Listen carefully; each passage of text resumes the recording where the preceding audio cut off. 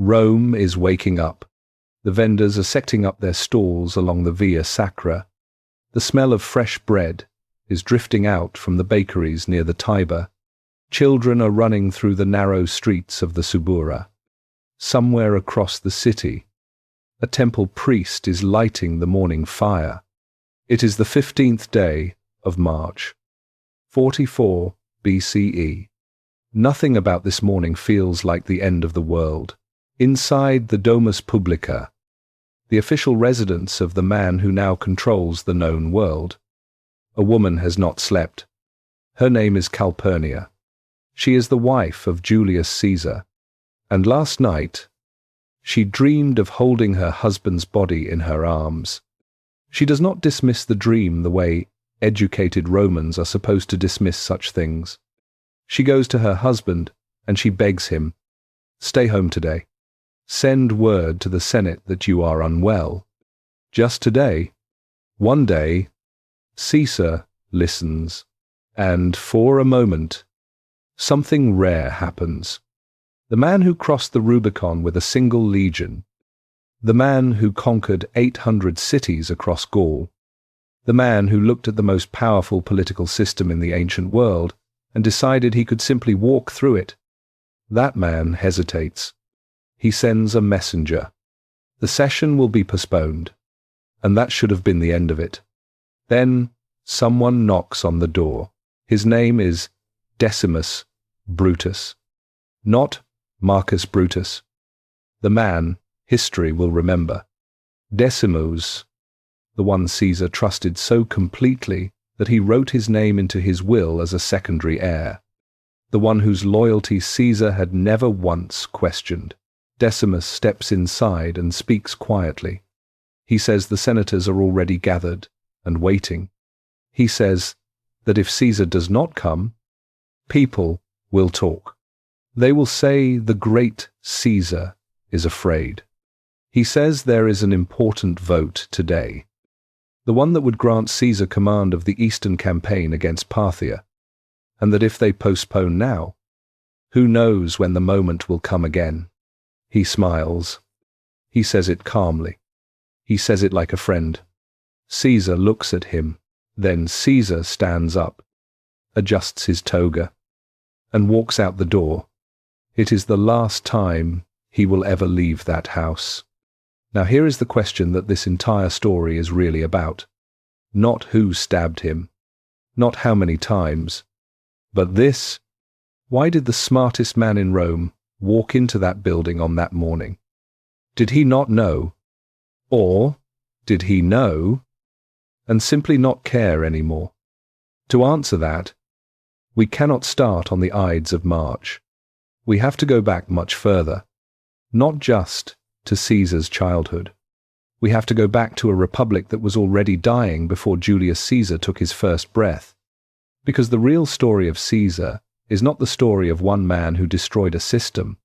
It is the story of a system that destroyed itself, and the man who was standing there when it finally fell.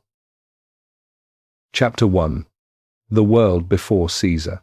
Imagine you are an architect. You design a house for a family of 4. You calculate the weight the walls can bear. You measure the foundation for the space it needs to hold. You build it carefully, and it is beautiful, and it works exactly as intended. Then, over the next 100 years, that house is expanded. New rooms are added. New floors are built on top. The family of 4 becomes a family of 400. Then 4,000. Then 4 million. But nobody ever reinforces the original foundation. Nobody ever asks whether the walls designed for 4 people can hold the weight of 4 million. That is the Roman Republic in the 2nd century BCE. Rome had built something genuinely remarkable. A system of government where power was divided, where no single man could hold too much of it for too long, where 2 consuls checked each other, where the Senate deliberated, where the law, in theory at least, applied to everyone. For a city-state governing itself and a few surrounding territories, it functioned with a kind of elegance that the ancient world had rarely seen. But Rome had stopped being a city-state. After the destruction of Carthage in 146 BCE, Rome controlled the Mediterranean from Spain to Syria. Tens of millions of people lived under Roman authority. Armies had to be maintained across dozens of provinces. Resources had to be extracted, administered, redistributed across an empire that stretched further than any messenger could ride in a week. And the machine running all of this was still the machine designed for a city of 300,000 citizens. The cracks were not invisible. They were everywhere. But the men who controlled the system, a group of roughly 300 aristocratic families known as the optimates, had no interest in repairing cracks that the current system had made them very, very wealthy. So they ignored them. And the cracks grew. In 133 BCE, a young aristocrat named Tiberius Gracchus stood up in the Roman assembly and proposed something radical.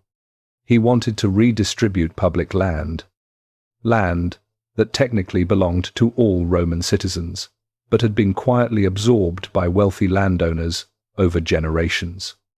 Back to the poor, especially to the veterans who had spent years fighting Rome's wars and returned home to find their small farms swallowed up by the estates of the rich. The proposal was legal. It was within the framework of Roman law. Tiberius Gracchus was not a revolutionary. He was not trying to overthrow the Republic. He was trying to save it. The Senate disagreed. They could not block him legally. So they did something else.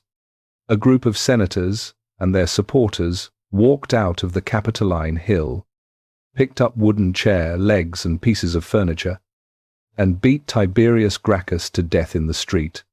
His body was thrown into the Tiber. 300 of his supporters were killed the same day. Nobody was prosecuted. 12 years later, his younger brother, Gaius Gracchus, attempted similar reforms. He was killed. 3,000 of his supporters were killed with him. Their bodies were also thrown into the Tiber. Again, nobody was prosecuted. Stop here for a moment. Not at the violence itself. Political violence in the ancient world was not unusual. Stop at what happened after the violence. The men who organized those killings returned to their seats in the Senate. They attended dinner parties. They gave speeches about Roman tradition and Roman law. And the system that was supposed to hold them accountable simply looked away. This is the moment the Roman Republic began to die. Not when Caesar crossed the Rubicon. Not when Sulla marched on Rome. Right here. In 133 BCE, when the Republic demonstrated for the first time that it would protect those who broke its rules, as long as those people were powerful enough. Once a system does that, something essential has already been lost. The question is only how long it takes for everyone to notice. 2 men emerged from the chaos of the generations that followed, and both of them would leave their mark on a young boy not yet born. The first was Gaius Marius. Marius came from outside the aristocracy, which in Rome was almost a disqualifying condition for serious political ambition. But Marius understood something that the old families had forgotten. He understood the army. Before Marius, Roman soldiers had to provide their own equipment. This meant that only men who owned property could serve. Marius opened military service to everyone, equipped soldiers from the state treasury, and promised his veterans land grants when their service ended. The result was a transformation that changed Roman history forever. For the first time, Roman soldiers owed their loyalty not to an abstract idea of Rome, not to the Senate, not to the Republic, but to the man who recruited them, paid them, fed them, and promised them a future. The army became personal, and a personal army, in the hands of the right man, was the most dangerous thing the ancient world had ever seen. Marius used his to win wars. He was celebrated. He held the consulship 7 times, a number that had no precedent in Roman history. But he had opened a door that could not be closed. The second man was Lucius Cornelius Sulla. Sulla was everything Marius was not. Aristocratic, calculating, deeply committed to the old order, and absolutely willing to burn the old order to the ground to protect it. In 88 BCE, when the Senate voted to transfer his military command to Marius, Sulla did something that stopped Rome cold. He marched his army into the city, not toward the city, into it, across the sacred boundary that no Roman general was supposed to cross with armed soldiers, the boundary that existed for one reason: to keep military power separate from civilian power. His colleagues fled. Some threw their weapons out of windows and begged for mercy. Rome, the eternal city, the city that had never been taken by an enemy in 4 centuries, surrendered to one of its own generals in a single afternoon. Sulla reorganized the government according to his preferences, executed his enemies, and eventually, after years of consolidating power, did something that nobody expected. He resigned. He walked away from absolute power, retired to his country estate, and died there 2 years later. And this is the most dangerous thing Sulla ever did. Not the march on Rome, not the executions, the retirement, because by walking away peacefully, he created an illusion. He suggested that a man could seize total power and then voluntarily return it, that the precedent he had set, an army loyal to its general marching on the capital itself, was somehow compatible with the continued existence of the Republic. It was not.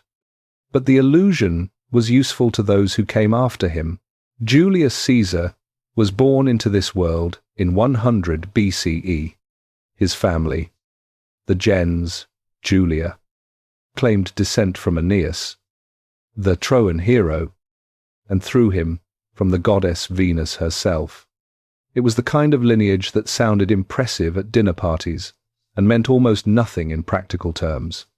The Julii were patricians, members of the oldest aristocratic class in Rome, but they were patricians without significant land, without great wealth, without real influence in the Senate. They had a name. They did not have power. His father died suddenly when Caesar was 15 years old, leaving behind little of material value. Caesar became the man of the house before he had finished becoming a man. In a republic where power was shifting, where money and military command were beginning to matter more than ancient names and inherited tradition, this was where Julius Caesar began, with a prestigious lineage that opened doors, and nothing behind it to keep them open. He would have to build everything himself, and the world he was building it in had already shown him, clearly and repeatedly, what the rules actually were. Not the rules written in law, not the rules debated in the Senate, the real rules, the ones demonstrated by the bodies of the Gracchi floating in the Tiber, the ones written by Sulla's soldiers marching through the sacred gates of Rome, the ones that said, simply and without decoration, that in the end, power belonged to whoever was willing to take it. Caesar was 15 years old when his father died. He was paying attention. Chapter 2. The Making of a Man. There is a version of Julius Caesar that history loves to tell.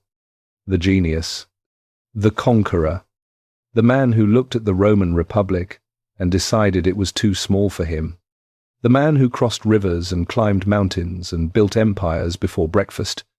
That version is not wrong, but it is incomplete, because before Caesar was any of those things, he was a teenager in a city controlled by a man who wanted him dead, and what he did in that moment, before anyone was watching, before there was any glory to be won, tells you more about who Julius Caesar really was than any battle he ever fought. Sulla had returned to Rome with his army and his lists. The prescription lists, sheets of papyrus posted in public places across the city, containing the names of men who could be killed on sight, their property seized, their families left with nothing, no trial, no appeal, no explanation required. If your name was on the list, you were already dead. You just had not stopped breathing yet. Caesar's name was not on the list, but he was close enough to danger to feel it. He was 17 years old. He was the nephew by marriage of Gaius Marius, Sulla's greatest enemy, and he had recently married Cornelia, the daughter of Cinna, another man Sulla despised. Two connections to two of Sulla's most hated opponents. In a city where such connections were being used to justify murder, this was not a comfortable position. Sulla sent word. Caesar was to divorce Cornelia immediately. Caesar said no. Read that again? Because it matters. A 17-year-old boy, with no army, no money, no political allies, no protection beyond a family name that had already been stripped of most of its value, looked at the most powerful man in the Roman world and said no. Not loudly, not dramatically. He simply refused. And then he disappeared. He spent months moving between hiding places in the countryside, sick, with fever, bribing soldiers who came looking for him, slipping away in the night when informants got too close. He was caught at least once and had to buy his way free. Eventually, relatives with connections to Sulla's inner circle managed to negotiate a pardon. Caesar was allowed to return to Rome. Sulla granted it, reluctantly, but he said something to the people who had interceded on Caesar's behalf, something that stayed with those who heard it. He said, "In this Caesar, there are many Mariuses. The enemy saw it before the world did. Now consider what most people would do after that experience. Most people would learn a lesson about the limits of defiance. Most people would decide that survival required compromise, that keeping your head down was wisdom, not cowardice. Most people would divorce Cornelia, take the deal, and spend the next decade building alliances quietly and carefully. Caesar did not divorce Cornelia.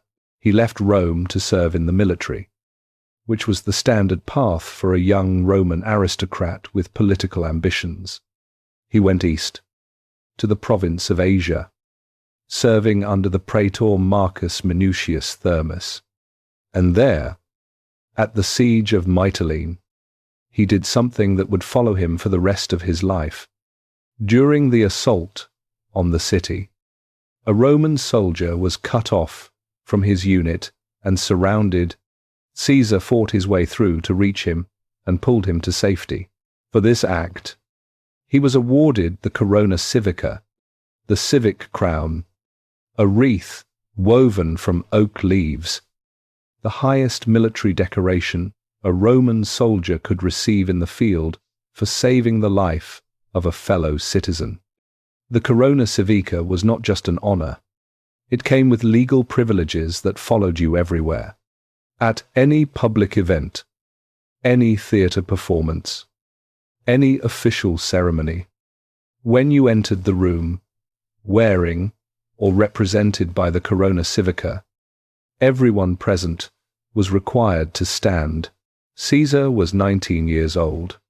He wore that crown at every public appearance he could justify for years afterward. People read that as arrogance. And perhaps it was, but there is another way to read it. Caesar had understood something very early that most of his contemporaries never fully grasped. In Roman public life, The story you told about yourself mattered as much as the reality. The image you projected was itself a form of power. The Corona Civica was not vanity. It was a tool, and Caesar used every tool available to him. Then came the pirates. In 75 BCE, Caesar was sailing to Rhodes to study rhetoric under one of the finest teachers in the Greek world. His ship was intercepted by Cilician pirates, the same organized criminal networks that were terrorizing Mediterranean shipping lanes and that Rome had, embarrassingly, been unable to eliminate for decades. The pirates took Caesar captive and sent word to the nearest Roman settlements, demanding a ransom of 20 talents of silver. Caesar laughed at them. He told them, with complete seriousness, that they were undervaluing him. He was worth at least 50 talents. He instructed them to demand 50. The pirates, apparently entertained by this, agreed. While the ransom was being assembled, Caesar lived in their camp for 38 days. He slept when he wanted. He exercised with the pirates in the mornings. He wrote poetry and speeches and made the pirates sit and listen to them. When they did not applaud with sufficient enthusiasm, he told them they were barbarians, with no appreciation for literature. He told them, repeatedly and with apparent cheerfulness, that when he was released, he was going to come back, capture all of them, and have them crucified. The pirates laughed. They thought he was joking. He was not joking. The ransom arrived. Caesar was released. He went directly to the port of Miletus, used his own money to hire a small fleet of ships, sailed back to where the pirates were still anchored, and captured them before they had time to scatter. He imprisoned them while he waited for the regional governor to decide their fate. The governor, eyeing the pirates' confiscated wealth, seemed more interested in the money than in justice. Caesar did not wait for the governor. He had the pirates crucified, all of them, because he had said he would. And Caesar, when he said something, meant it. He did extend one small mercy. Because the pirates had treated him reasonably well during his captivity, he had their throats cut before the crucifixion, so they would not suffer unnecessarily. This is the story that history records with great affection, usually as an example of Caesar's humor and confidence. But look at what it actually reveals.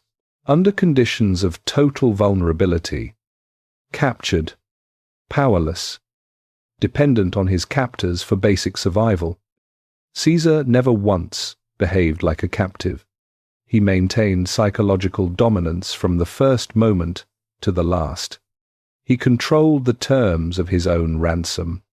He dictated the atmosphere of his imprisonment. And when he was free, he followed through on a promise that everyone assumed was a joke. There is a word for this. Not courage. Exactly.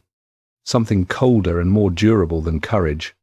The complete inability to accept a position of weakness, even when weakness is the only rational response to the situation. That quality would take Caesar very far.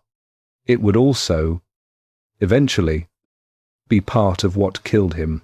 When Caesar returned to Rome, he had a decorated military record, a growing reputation, and debts that were beginning to reach levels that would have destroyed most men. He owed money to almost everyone. He had borrowed to fund his education, to pay for the ransom, to begin the initial stages of the political career that every young Roman aristocrat with ambitions needed to pursue. The cursus honorum, the sequence of public offices that led from minor administrative posts up through the quaestorship, the aedileship, the praetorship, and eventually to the consulship, required money at every step. Games had to be funded. Temples had to be restored. Voters had to be impressed. None of it was free. Caesar borrowed more.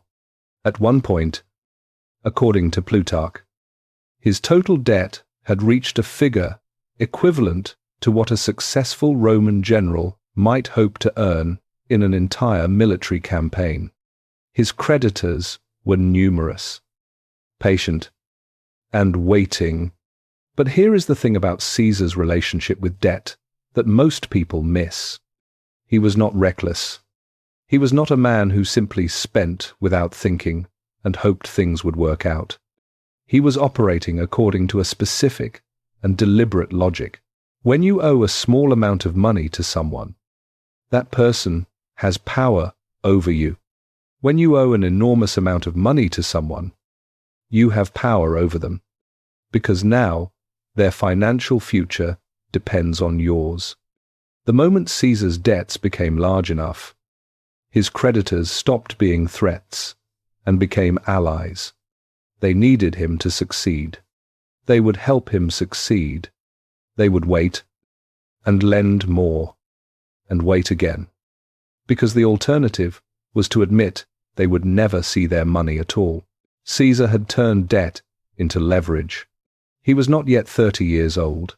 These 3 moments, the refusal to divorce Cornelia, the 38 days with the pirates, the architecture of strategic debt, are not just interesting anecdotes from a colorful life. They are a map. They show you, with remarkable consistency, how Julius Caesar's mind worked. He did not accept the terms that circumstances offered him. He looked at every situation, including the ones that appeared to give him no options, and found a way to redefine the terms in his favor. He was patient when patience served him, and ruthless when ruthlessness was required. He kept his promises, including the ones that sounded like jokes, and he understood, earlier than almost anyone around him, that the appearance of power and the reality of power were not separate things. They fed each other. The boy who refused Sulla's order and spent months sick and hiding in the countryside was not broken by that experience. He was educated by it. He had learned that the world was not organized according to the rules written on paper.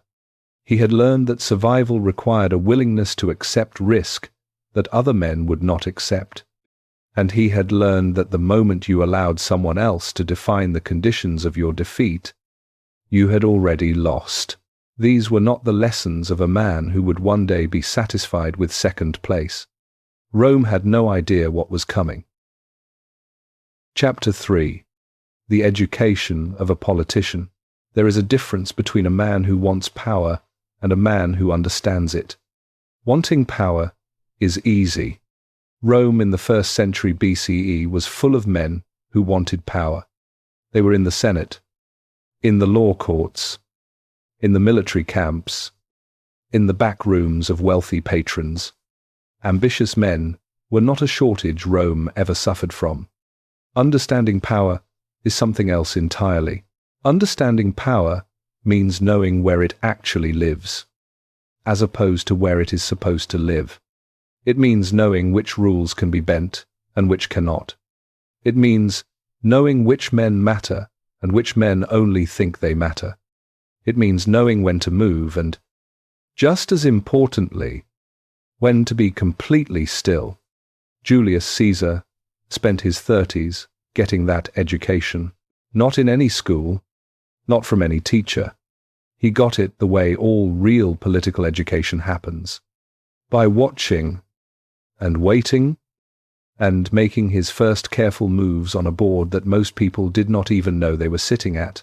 The year was 63 BCE. The office of Pontifex Maximus, the highest religious position in Rome, had just become vacant.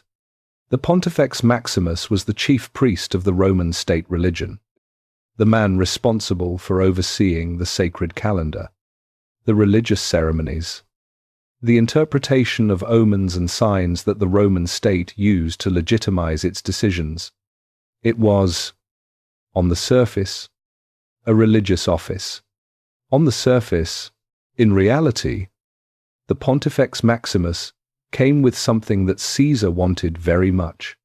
The position included permanent residence in the Domus Publica, a large official house situated directly on the Via Sacra at the heart of the Roman Forum, the most prominent address in the most powerful city in the world, and the holder of the office was surrounded by a degree of religious sanctity that made direct political attack significantly more complicated. The two candidates already in the race were senior senators, with decades of experience and established networks of support.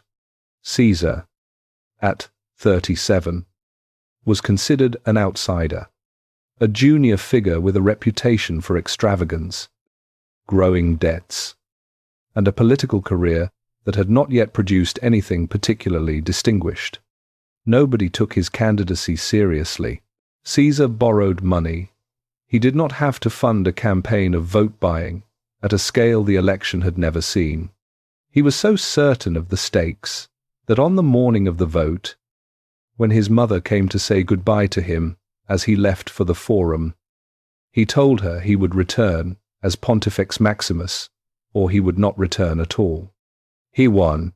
He moved into the Domus Publica with Calpurnia and his household. A man, drowning in debt, had just acquired the finest official residence in Rome at no cost. Along with the religious authority and legal protections that came with the office, this was not luck. And it was not simply ambition. It was Caesar seeing something in an office that everyone else was reading as a religious appointment. He looked at the Pontifex Maximus and saw a platform, a residence, a shield, and a signal all at once. He saw it clearly enough to risk everything on a single election. That ability to see what an opportunity actually was, rather than what it appeared to be, would define his entire political career. Later that same year, something happened in Rome that gave Caesar one of his most useful educations. A man named Lucius Sergius Catilina, known to history as Catiline, had twice failed to win the consulship.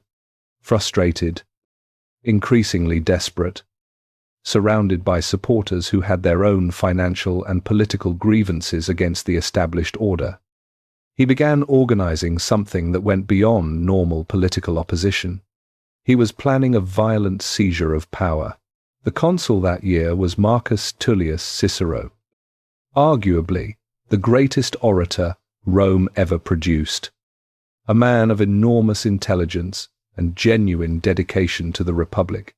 He had spent his life serving.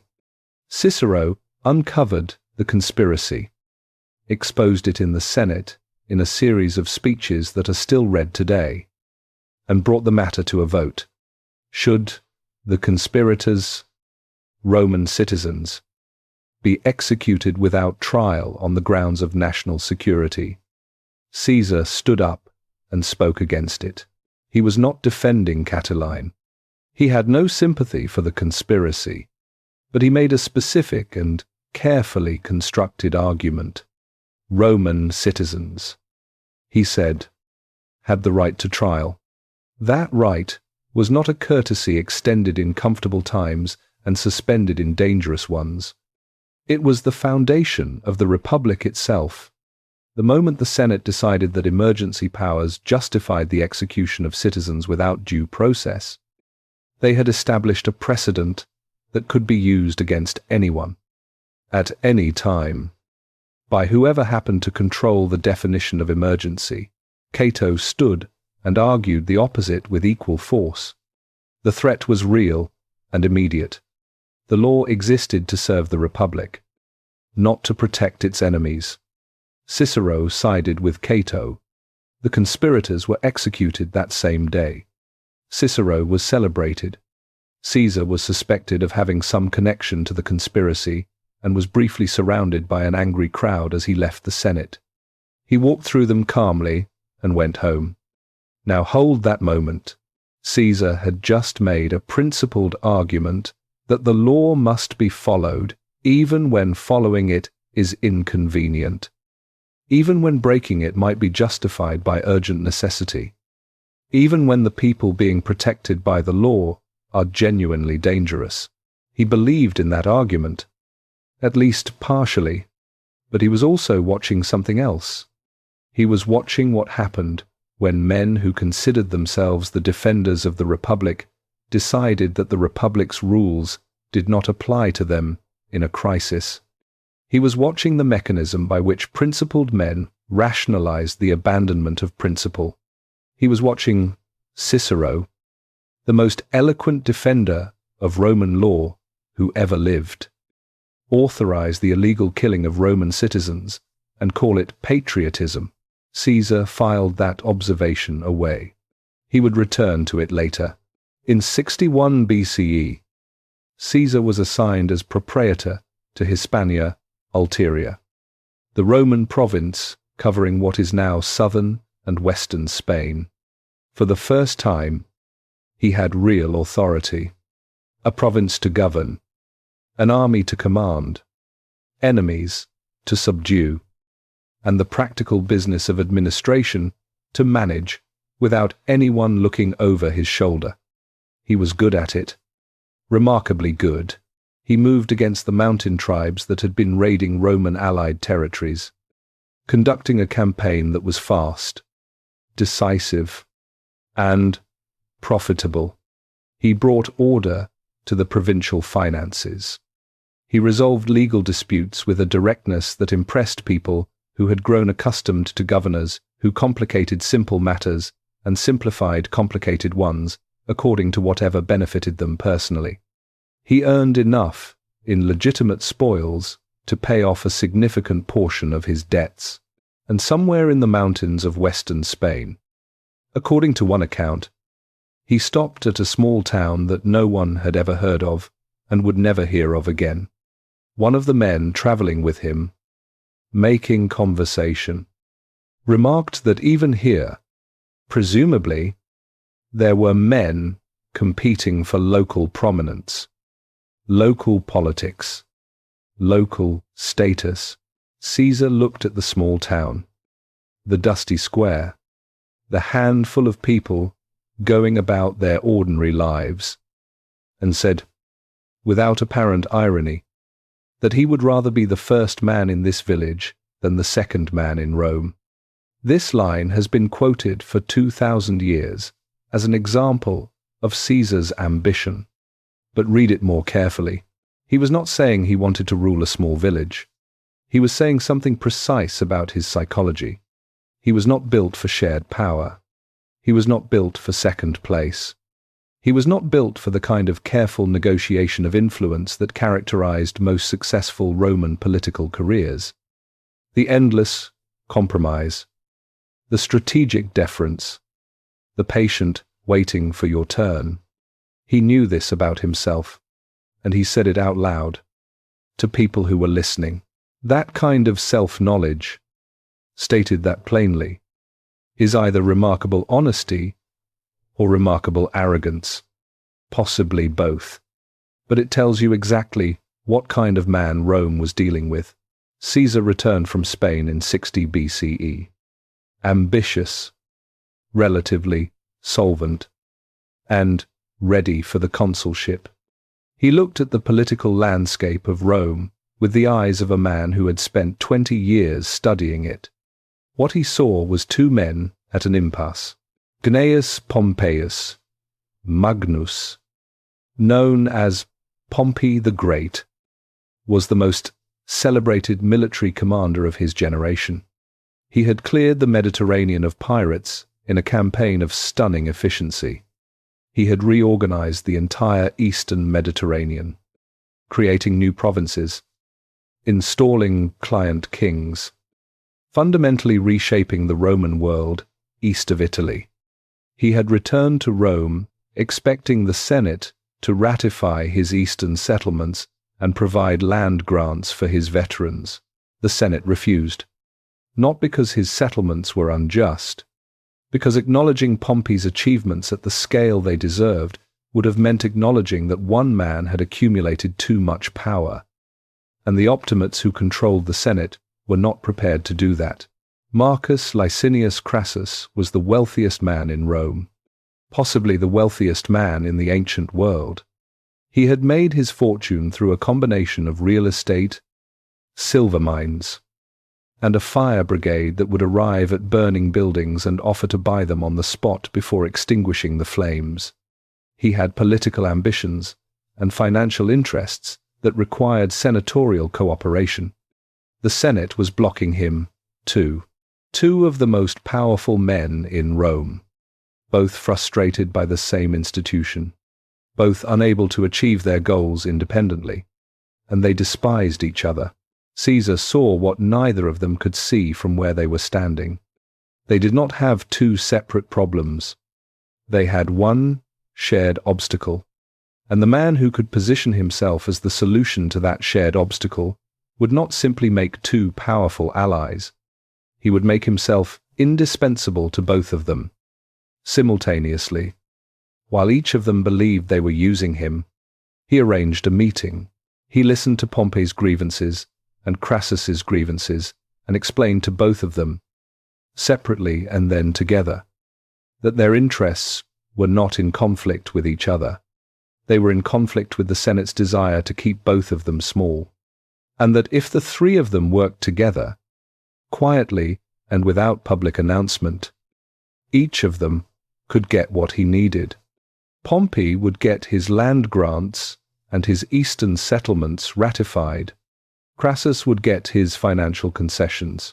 Caesar would get the consulship and, after it, a military command of his own. There was no written agreement, no ceremony, no public declaration, just three men who understood each other clearly enough to recognize that the arrangement served all of them. For now, history would call it the First Triumvirate. It was not a triumvirate in any official sense. It was simply a coalition of interests, held together by the temporary alignment of three very different kinds of ambition. Caesar understood something about the arrangement that Pompey and Crassus did not fully appreciate. He had positioned himself as the organizing intelligence of a structure that neither of the other two could have created without him. He was not the most famous of the three. He was not the richest. He was not the most militarily decorated, but he was the one who had seen the opportunity. He was the one who had made the connection. And in any system of power, the person who creates the network occupies a different position than the people who simply belong to it. Caesar had just built the most powerful, unofficial political alliance in Roman history, and he had done it without spending a single denarius of money he did not owe to someone else. The consulship came in 59 BCE. His co-consul was Marcus Calpurnius Bibulus, a man the Senate had placed in office specifically to serve as a check on Caesar. Bibulus was capable, conservative, and genuinely committed to the traditional limits of consular authority. He lasted about 2 weeks before Caesar made him irrelevant. The centerpiece of Caesar's consulship was an agrarian law redistributing public land to Pompey's veterans. The legislation that Pompey had been unable to get through the Senate for years. Caesar brought it to the popular assembly, bypassing the Senate entirely, which was technically within his rights as consul, though deeply against the unwritten conventions that governed how the republic actually operated. Bibulus attempted to block the legislation by declaring that he had observed unfavorable omens in the sky, a legal mechanism that could be used to suspend all public business. Caesar ignored him and pushed the vote through. Bibulus went home. He issued public proclamations for the rest of his term, announcing that he was watching the skies for bad omens, and that all legislation passed during this period was therefore invalid. The city found this funny. The year, which should have been known as the consulship of Caesar and Bibulus, was referred to by Romans as the consulship of Julius and Caesar, a joke that made Bibulus invisible by erasing him entirely. The law passed. Pompey's veterans got their land. Caesar had delivered. Now watch what Caesar did next.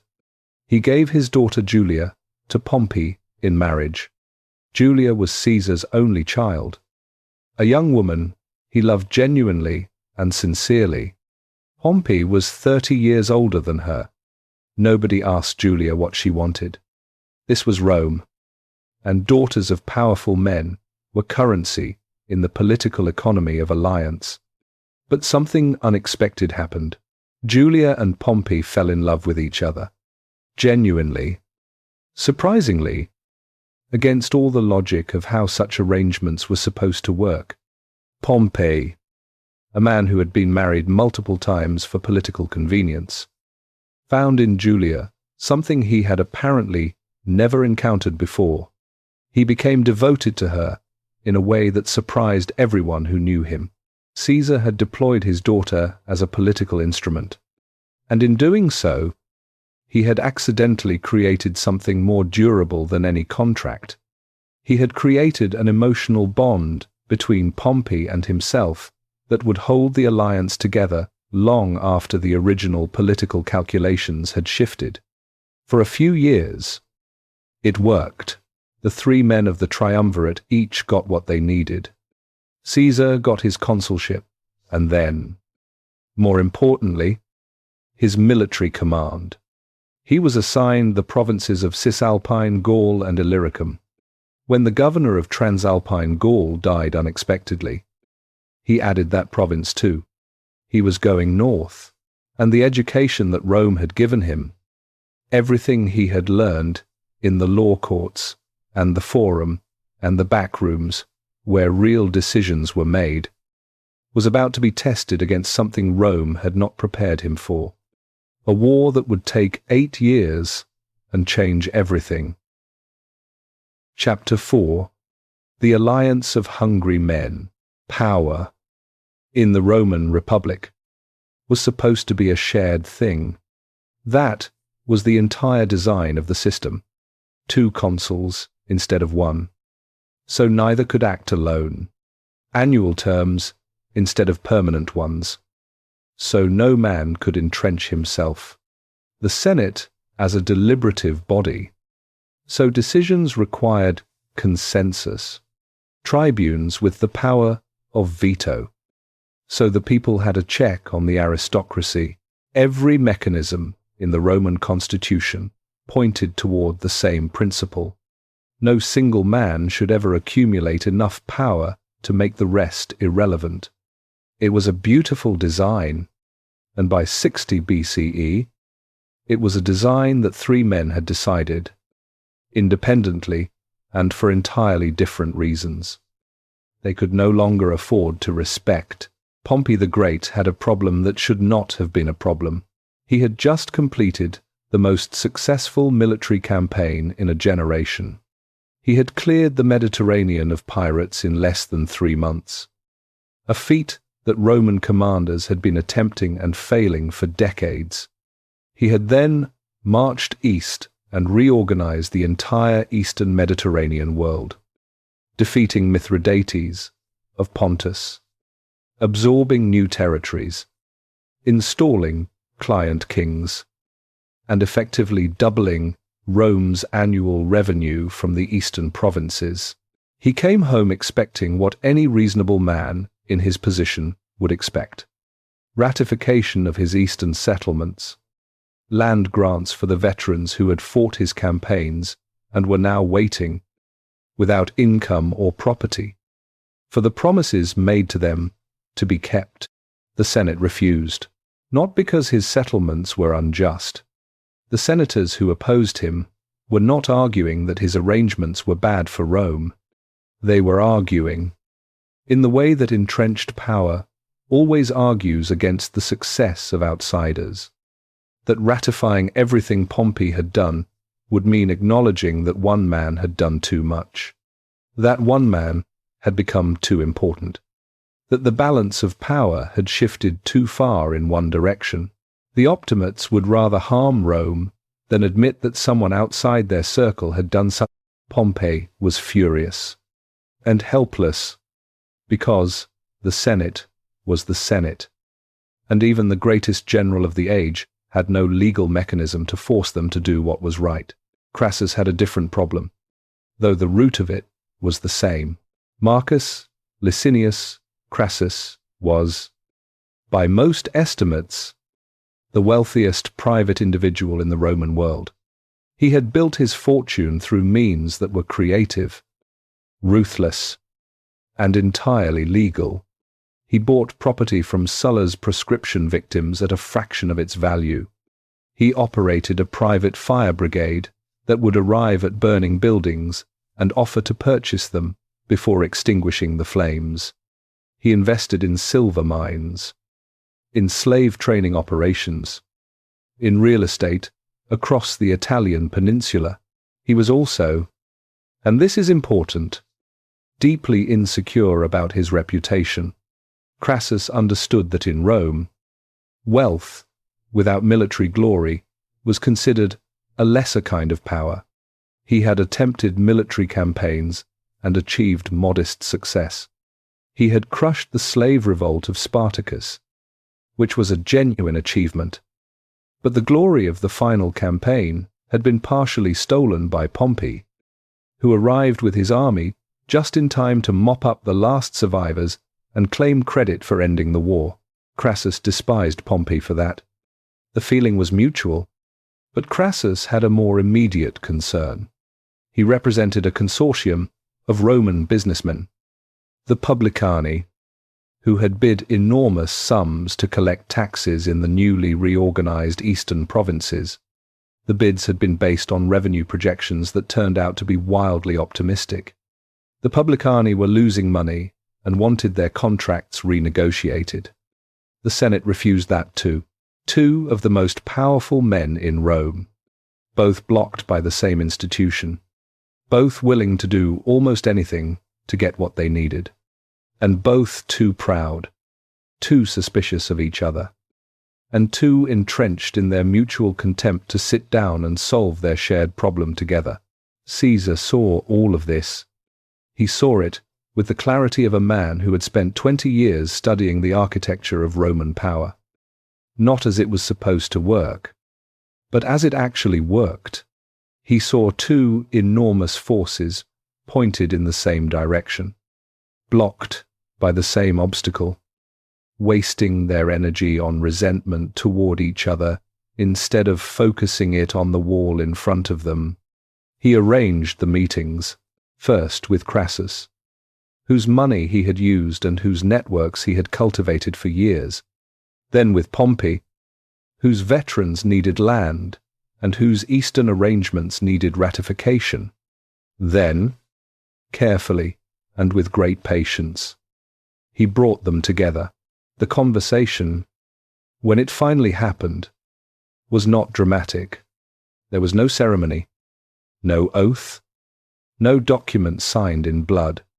There were three men in a room who understood each other well enough to recognize that their interests, for now, aligned. Pompey would get his land grants and his eastern settlements ratified. Crassus would get his tax contracts renegotiated.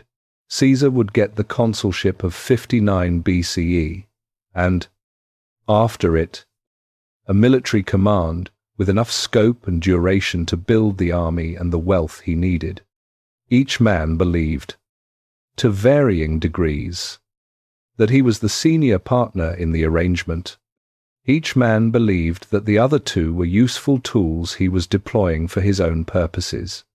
Caesar was the only one who understood what the arrangement actually was.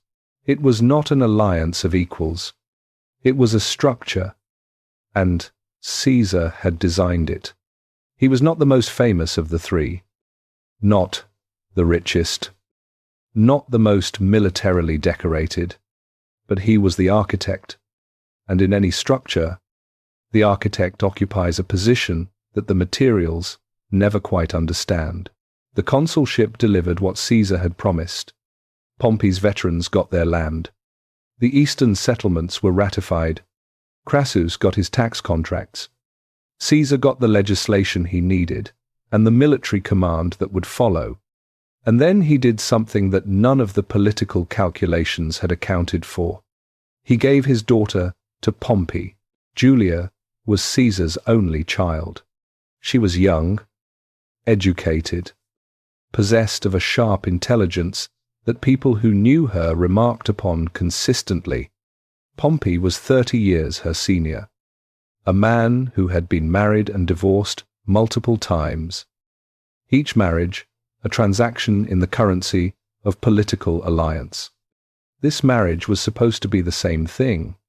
It was not. Julia and Pompey fell genuinely in love, not the managed affection of a political partnership, not the comfortable companionship of a well-arranged household, but something that surprised both of them and everyone around them. Pompey, a man whose public life had been defined by conquest and calculation, became devoted to his young wife in a way that struck his contemporaries as almost undignified in its sincerity. He would leave important meetings to rush home when she was unwell. He spent time with her that powerful men in Rome were not expected to spend with their wives. When she was in the final stages of a difficult pregnancy, his anxiety was visible and widely noted. Caesar had given away the person he loved most in the world as a political instrument, and in doing so, he had created something more powerful than any contract between the three men could ever be. He had created an emotional bond between Pompey and himself that existed outside the logic of political calculation entirely. For as long as Julia lived, Pompey would never fully turn against Caesar. That was the insurance policy built into the arrangement that neither Crassus nor the Senate could see. But structures built on 3 points are only stable as long as all 3 points hold. And the triumvirate, for all its power, had a fragility written into its very design. Pompey and Crassus did not trust each other. They had never trusted each other.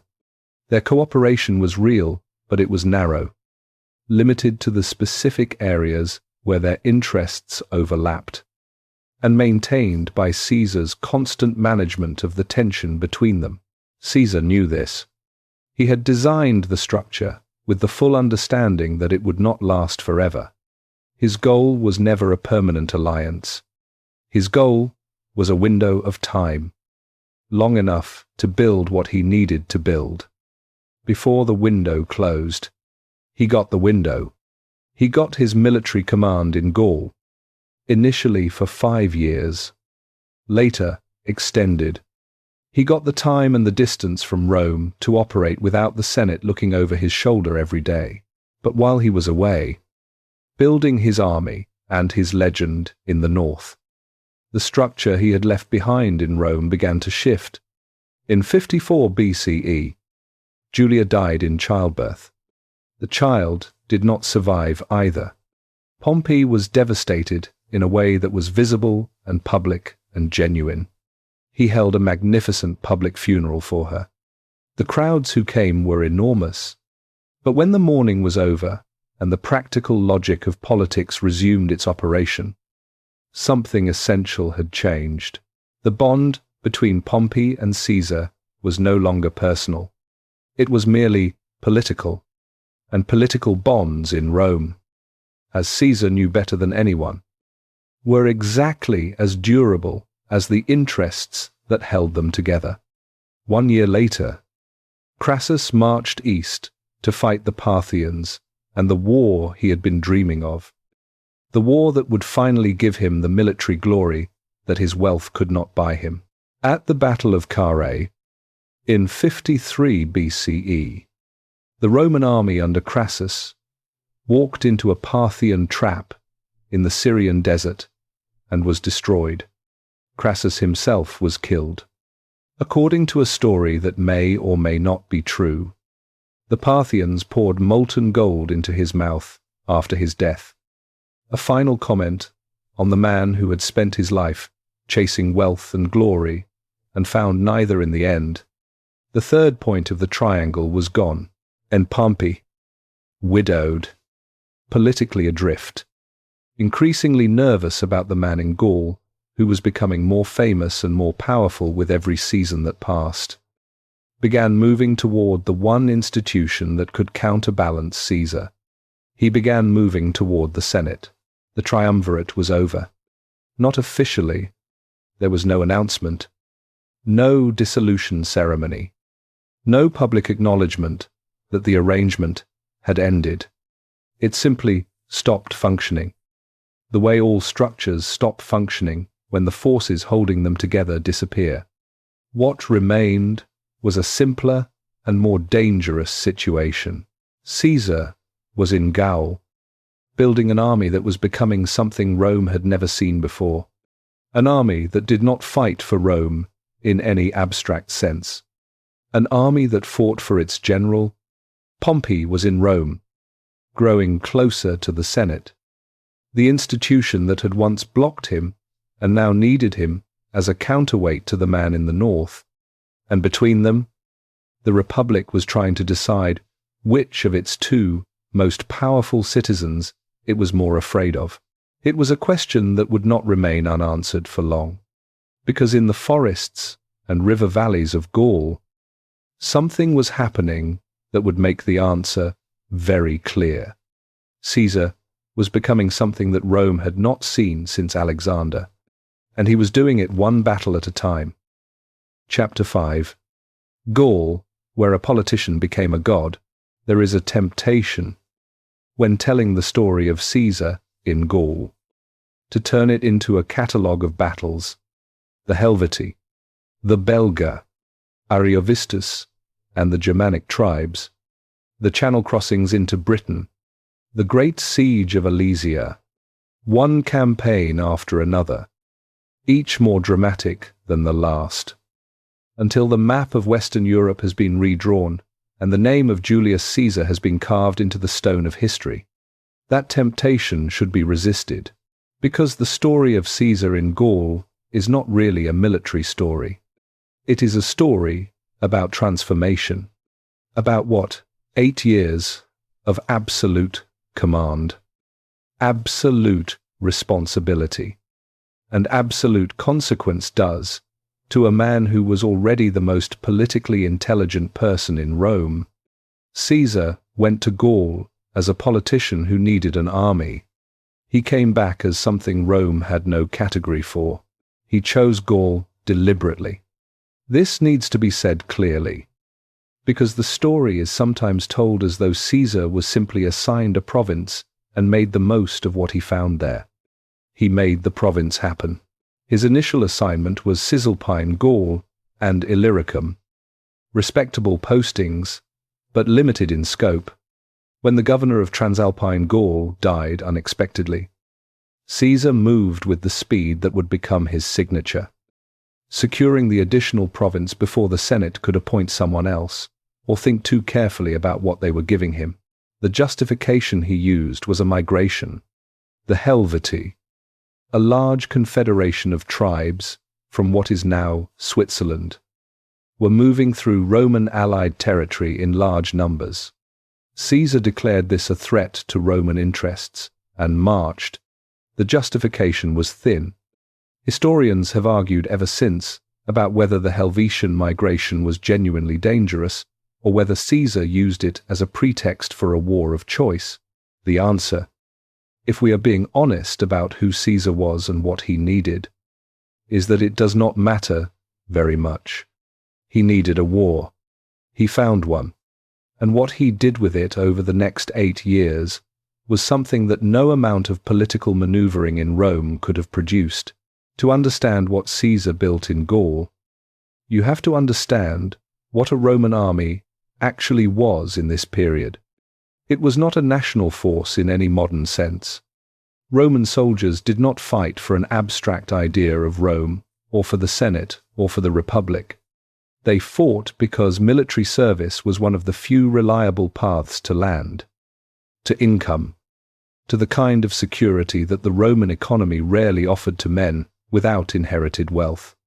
They fought, in short, for what they could get, and what they got depended entirely on who was commanding them.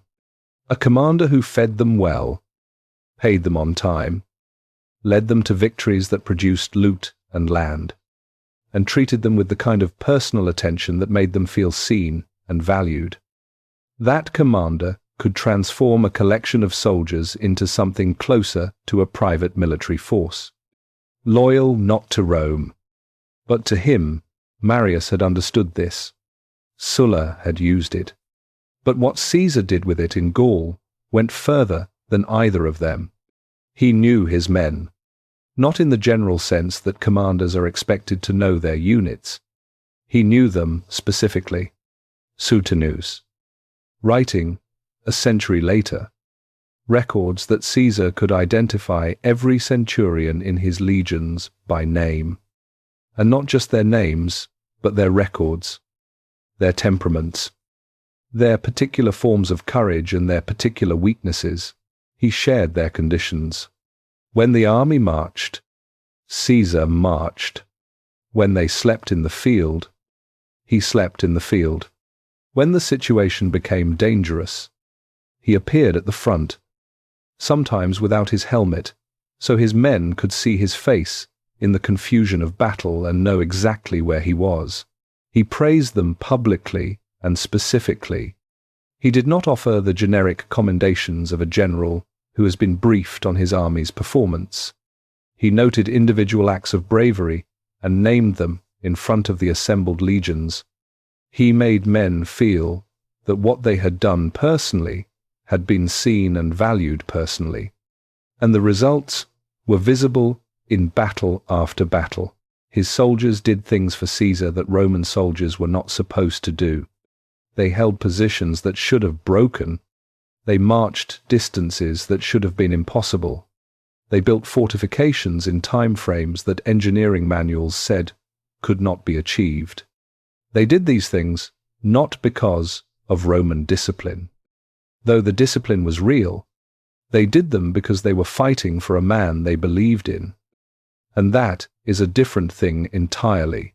Caesar was building, one campaign at a time, an army that would follow him anywhere, including, eventually, across the Rubicon. The campaigns themselves were extraordinary. In the first year, he defeated the Helvetii, turned back the Germanic threat under Ariovistus, and established Rome's presence in central Gaul in a way that no Roman commander had managed before. In the years that followed, he extended that presence methodically and sometimes brutally into the north and west. He crossed the Rhine twice.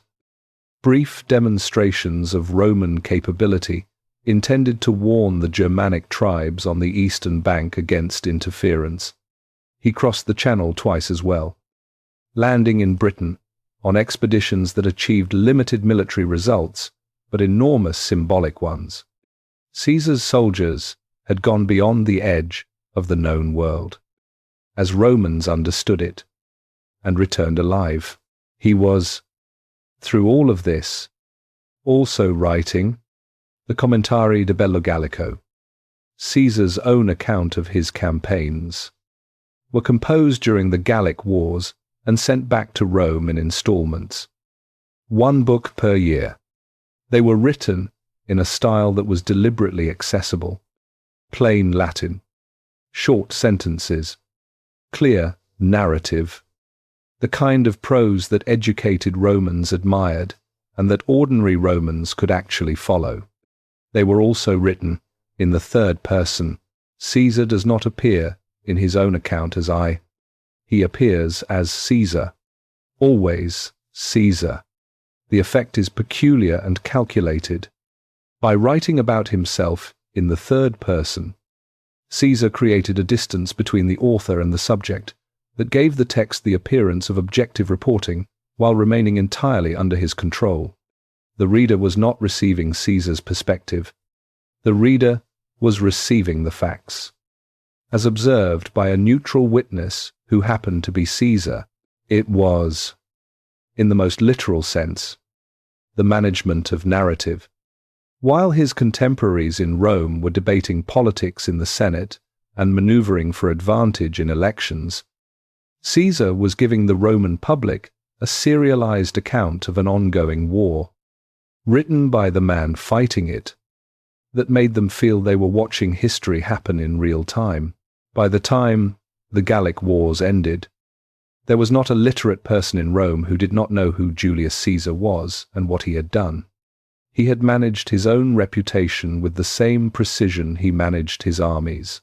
The war produced wealth on a scale that was difficult to comprehend. Ancient sources give figures that historians argue about endlessly, but the general picture is clear. 8 years of successful campaigning in a rich territory, conducted by a general with full authority over the distribution of spoils, produced enough gold and silver to make Caesar one of the wealthiest men in Rome, to pay off his massive debts, to fund the political operations he would need on his return, and still have enough left over to pay each of his veteran soldiers a bonus that was larger than most Romans would earn in a decade of ordinary labor. He had arrived in Gaul financially desperate. He was leaving it rich enough to buy nearly anything. But the war also produced something else, something that the wealth and the reputation could not fully capture. It produced a reckoning. By the best estimates available from ancient sources, the Gallic Wars resulted in the deaths of approximately 1 million people. Another million were enslaved and sold into the Roman slave markets. 300 tribes were subdued. 800 towns were taken by force. These are not abstract numbers. They are the accumulated weight of 8 years of organized violence directed at people who had, in many cases, done nothing more threatening than live in territory that Caesar needed for his purposes. This does not fit neatly into the story of a great man doing great things. It is not supposed to fit neatly. History rarely does. What it does is change the question we should be asking about Caesar in Gaul. The question is not whether he was a great commander. He was. The question is not whether his campaigns were militarily brilliant. They were. The question is what 8 years of that kind of power, 8 years of making life and death decisions for millions of people with no check and no accountability, did to the man who was already, when he arrived, someone who did not easily accept limits on what he was willing to do. The answer is visible in everything that came after. The moment that defines the Gallic campaigns, the moment that reveals most clearly what Caesar had become, came in 52 BCE. Vercingetorix. He was the young chieftain of the Arverni tribe, and he was something Caesar had not yet encountered in 8 years of war in Gaul. He was not simply a brave fighter or a capable commander. He was a political thinker. He understood that the Gallic tribes had been losing to Rome because they had been fighting Rome separately, each tribe defending its own territory, giving Caesar the ability to isolate and defeat them one at a time. Vercingetorix changed that. He built a coalition. He persuaded tribes that had fought each other for generations to fight together against a common enemy. He adopted a strategy of scorched earth, destroying Gallic towns and food supplies to deny Caesar the ability to sustain his army through the winter. He was, in strategic terms, the most dangerous opponent Caesar had faced, and he almost won.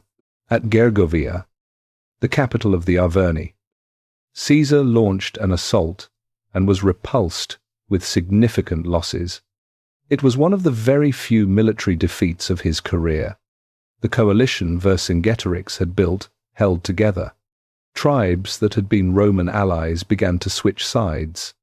For a few weeks, in the summer of 52 BCE, the entire edifice of Roman power in Gaul looked genuinely fragile. Then came Alesia. Vercingetorix retreated to the fortified hill town of Alesia with approximately 80,000 warriors, planning to hold the position while a massive relief army, drawn from the coalition he had built, came to break the Roman siege from outside.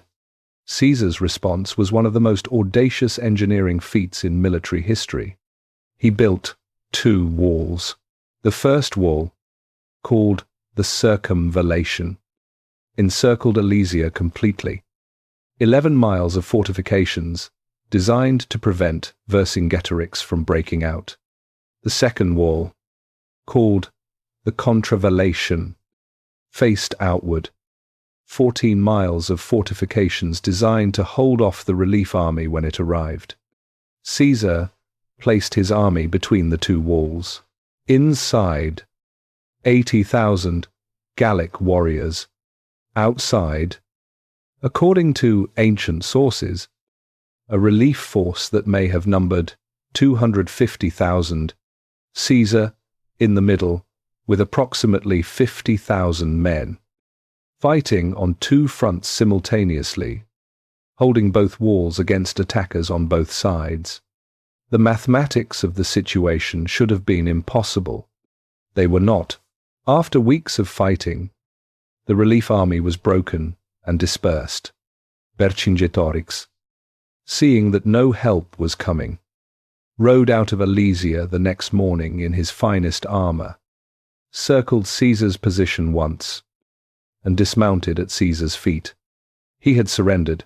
Caesar kept him alive, imprisoned in Rome for 6 years, and then had him executed during his triumph. It was not mercy. It was theatre, the kind of careful staging that Caesar had understood since the days of the Corona Civica. The conqueror of Gaul needed the king of Gaul present at the moment of final celebration. Every detail had a purpose.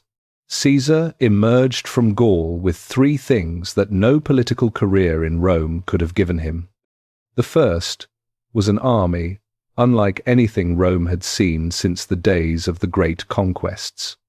50,000 men who had fought together for 8 years, who had crossed rivers and climbed mountains and built walls in impossible time frames, who trusted their general with a completeness that went beyond military discipline into something closer to devotion. The second was wealth on a scale that made him one of the most financially powerful men in the Roman world, capable of funding political operations, buying alliances, and sustaining a military force without depending on the Senate's approval or the Treasury's cooperation. The third was something harder to quantify, but perhaps more important than either of the others. He was famous. Not famous in the way that successful politicians are famous, known by name to the people who follow such things. Famous in the way that stories become famous. Every literate Roman had read his accounts of the campaigns.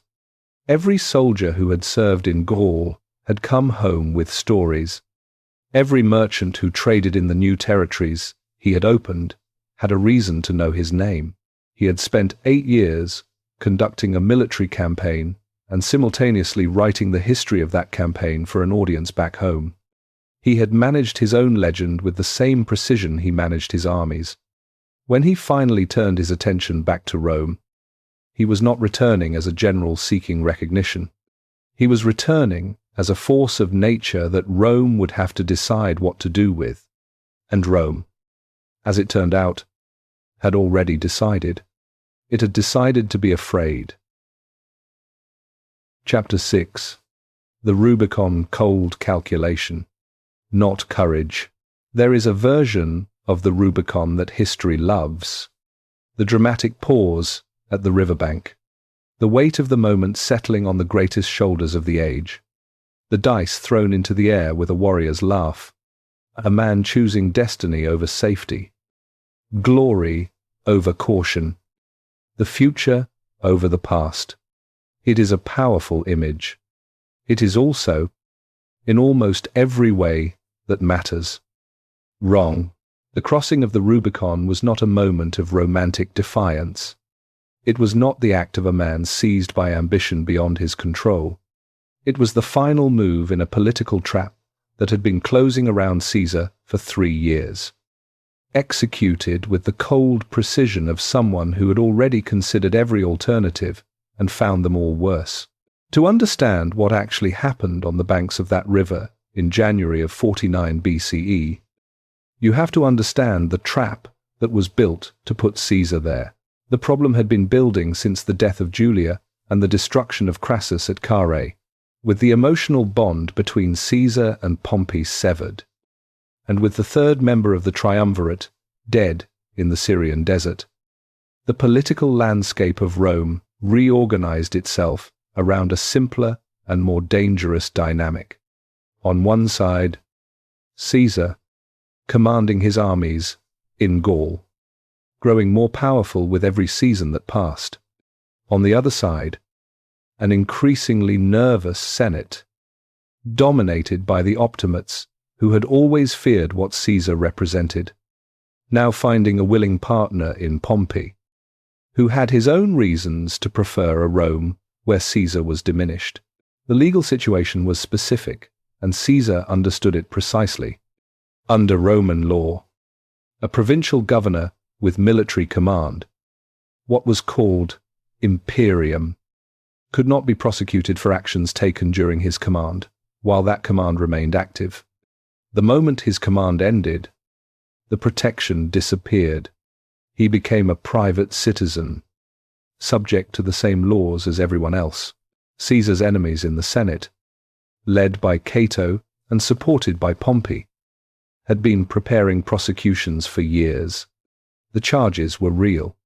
During his consulship in 59 BCE, Caesar had passed legislation by methods that were technically legal but constitutionally questionable. During his campaigns in Gaul, there were financial irregularities, questions about the distribution of spoils, decisions made under his authority that his enemies could construct into criminal cases. If given the opportunity required one thing. Caesar had to become a private citizen. Caesar had a solution. Roman law allowed a candidate to stand for election to the consulship while still holding imperium, provided the candidate was granted a special dispensation. If Caesar could secure this dispensation, he could transition directly from his military command to a new consulship without the gap in which he would be vulnerable. He would never be a private citizen. He would never be prosecutable. He requested the dispensation through his allies in Rome. The Senate refused. Caesar proposed a compromise. He would give up his provinces and his armies if Pompey did the same simultaneously. If both men disarmed together, neither would have a military advantage, and the Republic could return to something resembling normal political competition. Pompey refused. Caesar proposed another compromise. He would give up most of his provinces and most of his armies, retaining only a small force in Cisalpine Gaul until he was safely in the consulship. The Senate refused again. Cato made his position clear. Caesar was to return to Rome as a private citizen, surrender his command, and face whatever legal proceedings his enemies had prepared for him. Any other arrangement was unacceptable. Read that carefully. The Senate was not asking Caesar to operate within the law. The Senate was designing a legal situation in which Caesar's only options were voluntary political destruction or open defiance of their authority. They were not offering him a path that preserved both his safety and his compliance. They were offering him a choice between surrender and rebellion, and calling it constitutional government. This is the trap, and it was not accidental. It was built. Caesar was in Ravenna in the first days of January, 49 BCE. He had one legion with him, the 13th, veterans of the Gallic campaigns, men who had been with him for years and who would follow him with the particular loyalty that only long-shared hardship produces. One legion against the resources of the Roman state, the combined forces that Pompey could raise from his veterans and the eastern provinces, the institutional weight of the Senate and everything it could mobilize. On paper, it was not a military contest. Caesar could win. He knew this. He also knew something that the Senate, in its confidence and its anger, had failed to fully consider. Speed, in the ancient world, was not just a military advantage. It was a psychological weapon of a completely different order. An army that moved faster than its enemies could process was not just an army that arrived first. It was an army that arrived before its enemies had time to organize their fear into resistance. Caesar hosted a dinner that evening in Ravenna. He ate with his officers and his guests, discussed plans for a gladiatorial school he was considering building, talked about architecture, made no reference to what he was about to do. Then he left quietly in the night. He moved south with the 13th Legion, fast and without announcement. When he reached the Rubicon, the small river that marked the legal boundary between the province of Cisalpine Gaul and Italy proper, he stopped. The boundary was not physically impressive. The Rubicon was not a great river. It was narrow enough that crossing it took minutes.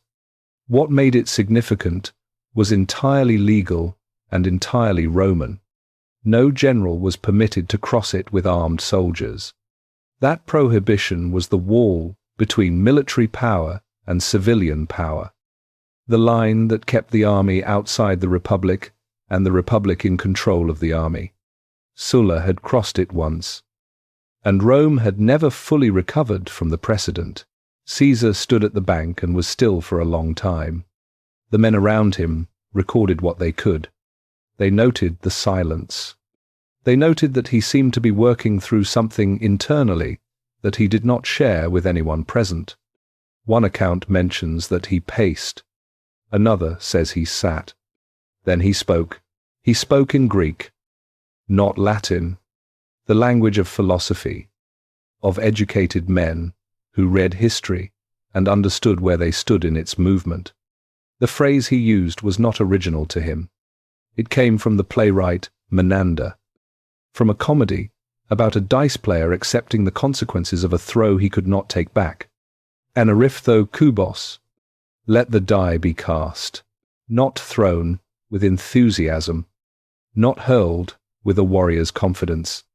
Cast, accepted, released into the air by a man who had done the calculation and knew what the result was going to be and was choosing to proceed anyway. He crossed the river. What happened next is one of the most stunning demonstrations of strategic speed in ancient military history. Caesar moved south through Italy at a pace that nobody in Rome had anticipated, because nobody in Rome had thought it was possible. Town after town either surrendered without resistance or was taken so quickly that organized defense never had time to form. The news reached Rome in waves of increasing alarm. Caesar had crossed the Rubicon. Caesar had taken Ariminum. Caesar was moving south. Caesar was here. Pompey called a meeting of the Senate. The discussion was chaotic. Some senators wanted to stand and fight. Some wanted to negotiate. Pompey himself, after surveying the military resources immediately available in Rome, made a decision that shocked everyone who heard it. He announced that Rome could not be defended. The consul, the senior magistrates, a large portion of the Senate, and Pompey himself left the city. They crossed to Greece, where Pompey had veteran soldiers and the resources of the eastern provinces behind him. Rome, the eternal city, the city that had not been abandoned by its government in 4 centuries of continuous existence, was left empty of its leadership in a matter of days. Caesar entered Rome without a battle.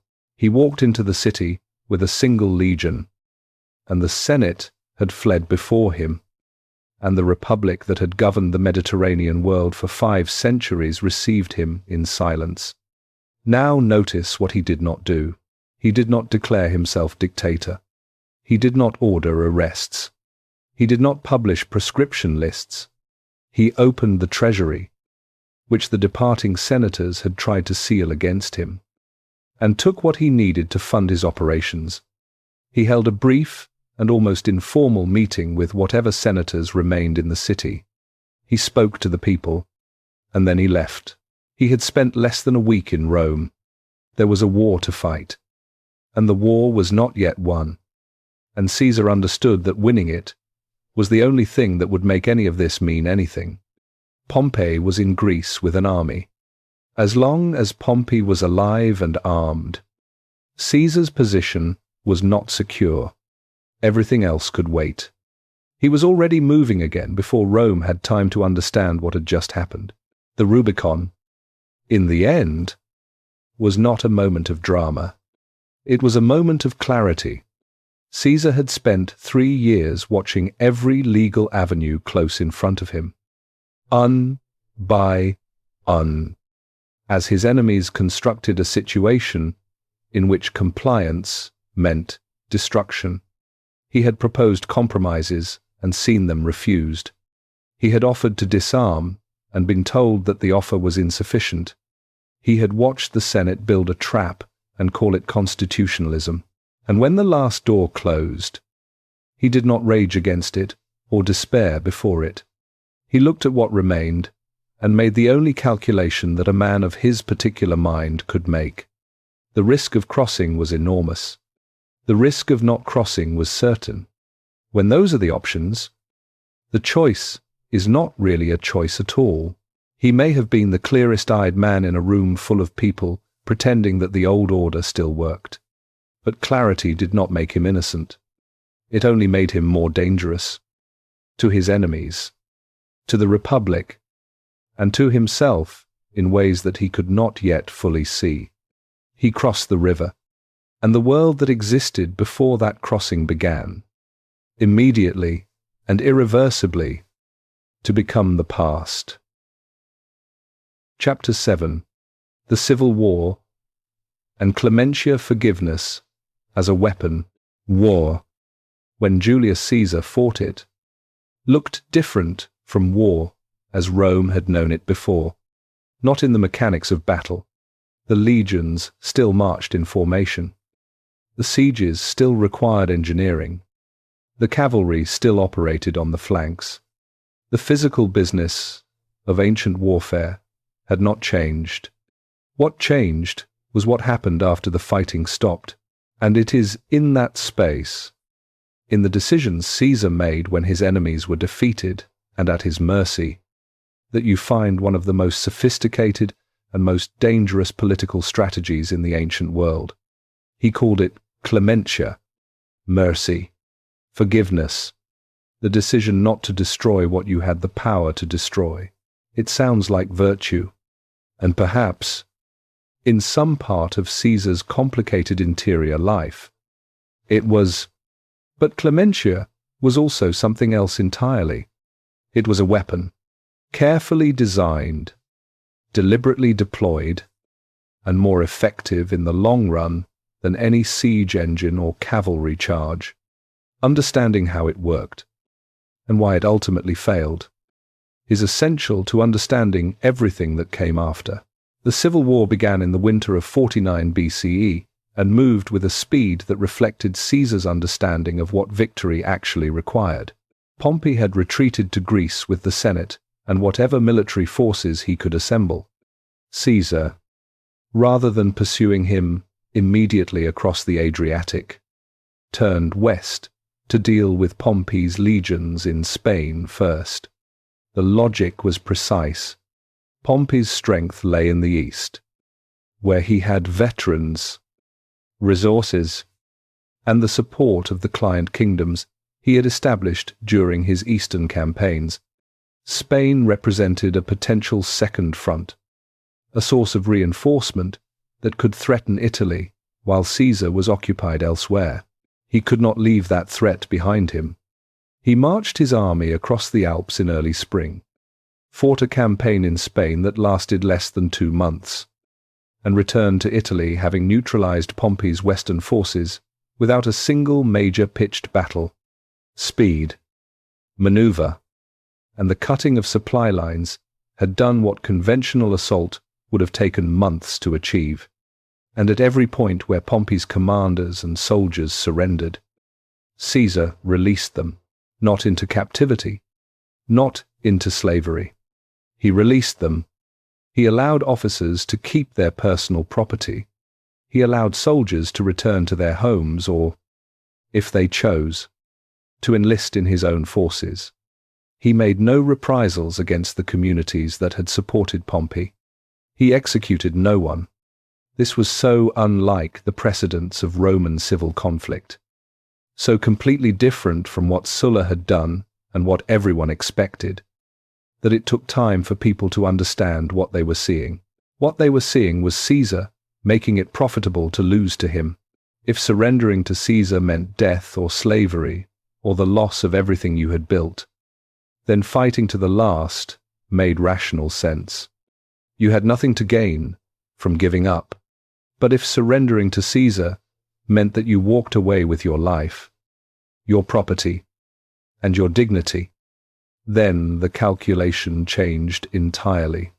Resistance became a choice between a small chance of winning and a large chance of losing everything. Surrender became a choice between giving up and keeping most of what you had. Caesar was restructuring the logic of opposition. Every commander who surrendered to him and was released became a walking advertisement for Clementia. Every community that gave up without a fight and was treated gently became evidence that Caesar's mercy was real and not a trap. And every man who had fought against him and been forgiven carried, afterward, an obligation that Caesar had not demanded and did not need to demand, because it existed in the logic of the situation. You owed Caesar your life. That debt was not collected immediately. It did not need to be. It simply sat there, invisible and heavy, shaping the choices of the men who carried it. Pompey understood, eventually, that Caesar's speed and his Clementia together formed a strategy that conventional military response was poorly equipped to counter. By the time Caesar crossed the Adriatic in January of 48 BCE and landed in Greece with 7 legions, Pompey had assembled a formidable force. His numbers were larger. His supply lines were more secure.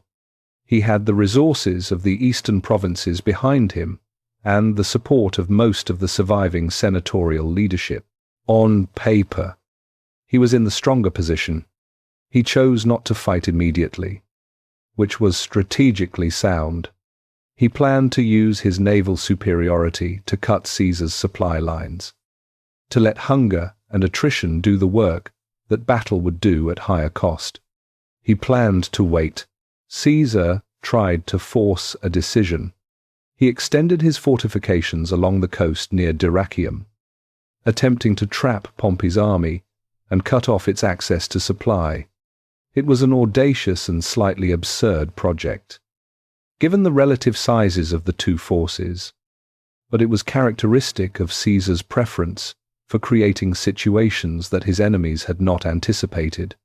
Pompey broke through the fortifications in a coordinated attack. Caesar was genuinely defeated.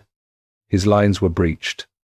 His soldiers were driven back with significant losses, and the careful geometry of his investment of Pompey's position collapsed in a day of fighting that left him no option but withdrawal. It was one of the worst reverses of his military career, and Caesar's response to it told you everything about him. He gathered his officers. He accepted responsibility without qualification.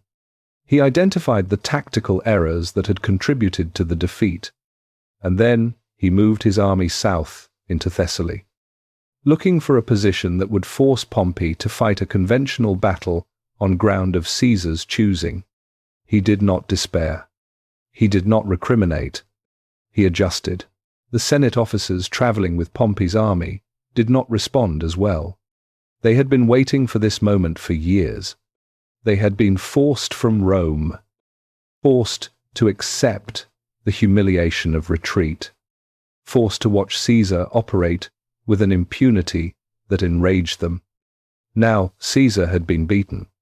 Now was the time to finish it. They pressed Pompey to attack. Pompey was reluctant. He could see that his strategic position was strong and that time was working in his favor. Caesar's army was tired, undersupplied, and demoralized after the defeat at Dyrrhachium. Waiting would cost Pompey nothing and Caesar everything. The rational decision was patience. The Senate officers were not interested in rational decisions. They were interested in victory, immediate and complete and public enough to erase the humiliation of everything that had come before. They called Pompey a coward. They made speeches about the disgrace of allowing Caesar to recover. They mapped out the political offices they would hold after the war was won, dividing the future among themselves with the confidence of men who believed the future was already decided. Pompey gave in. He ordered the attack. The Battle of Pharsalus was fought on the 9th day of August, 48 BCE, on a plain in Thessaly, in central Greece. Caesar had fewer men. He had fewer cavalry. He had the smaller army in every quantifiable way. He also had something that Pompey's army did not. He had spent the previous days watching Pompey's formations carefully, observing how his cavalry was deployed on the right flank, understanding that the Pompeian plan depended on a cavalry charge that would sweep around Caesar's right flank, roll up his infantry line, and collapse his formation from behind. It was a sound plan. Against most Roman commanders, it would have worked. Caesar quietly detached 6 cohorts from his third line and positioned them at an angle behind his right flank, invisible to Pompey's cavalry until the moment they were needed. He gave them specific instructions. When the cavalry charge came, they were not to throw their javelins in the normal manner. They were to thrust upward with them, at the faces of the horsemen, aiming for eyes and unprotected skin. He had observed that cavalry, unlike infantry, could not be trained easily to accept facial wounds. Horses could be trained to endure a great deal. Riders could be armored against sword cuts and arrow strikes. But a javelin thrust at the face was something that cavalry training had not prepared them for. The charge came. The hidden cohorts rose and used their weapons exactly as Caesar had instructed. The cavalry broke. What followed was not a battle so much as a collapse. Pompey's left flank was unguarded. Caesar's veterans rolled through the gap. The Pompeian army disintegrated. Pompey himself left the field before the end. He rode to the coast, found a ship, and sailed east toward Egypt, where the young King Ptolemy XIII held the throne and where Pompey believed he would find refuge. He was wrong. The Egyptian court, calculating with the cold logic of small powers, deciding which great power to back, had already concluded that Caesar had won.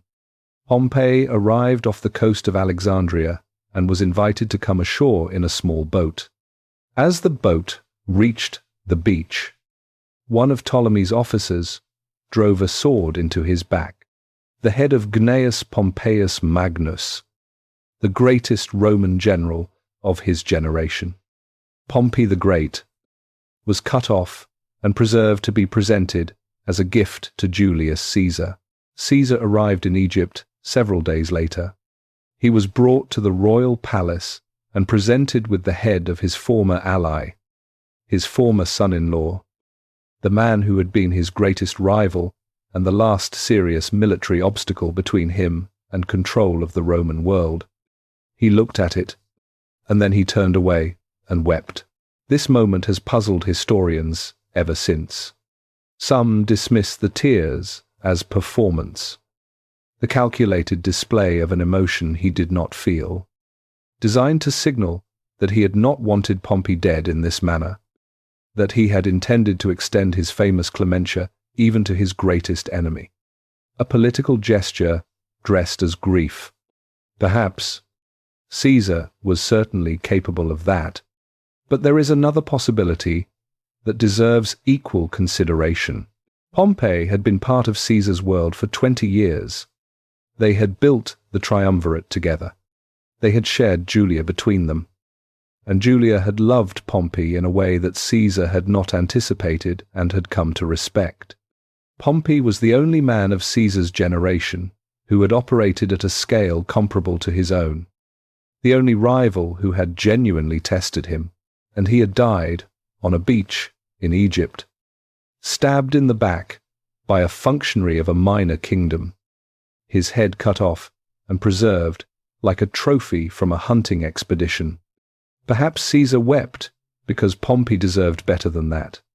Perhaps he wept because he had been denied the opportunity to demonstrate Clementia toward the one man whose gratitude would have meant something. Perhaps he wept because, looking at what had been done to Pompey, he saw, for one clear and unwelcome moment, what the world he was building actually looked like from the outside. We do not know. We cannot know. What we know is that he wept, and then he composed himself, and then he got on with the business of securing Egypt and whatever came next. That ability, to feel something real and then set it aside and continue functioning, was as much a part of Caesar as any of his military gifts. There was a woman in Egypt. Her name was Cleopatra II, Queen of Egypt, in theory, currently losing a civil war against her younger brother, Ptolemy XIII, in practice. She was 21 years old. She spoke 9 languages. She was the first member of the Ptolemaic dynasty, which had ruled Egypt for nearly 3 centuries. To bother learning Egyptian, she understood, with the same political clarity that Caesar brought to every situation, that the arrival of Julius Caesar in Alexandria represented an opportunity that might not come again. The story that she was smuggled into the palace, rolled inside a carpet or a linen sack, is probably true. It is exactly the kind of detail that gets preserved because it captures something essential about the people involved. She could not simply walk through the palace gates. Her brother's supporters controlled access. She needed to reach Caesar before anyone could prevent it. She reached him. What happened between them over the following months is one of the most analyzed relationships in ancient history, and it remains genuinely ambiguous in ways that resist simple explanation. Caesar stayed in Egypt for 9 months. 9 months. The war was not over.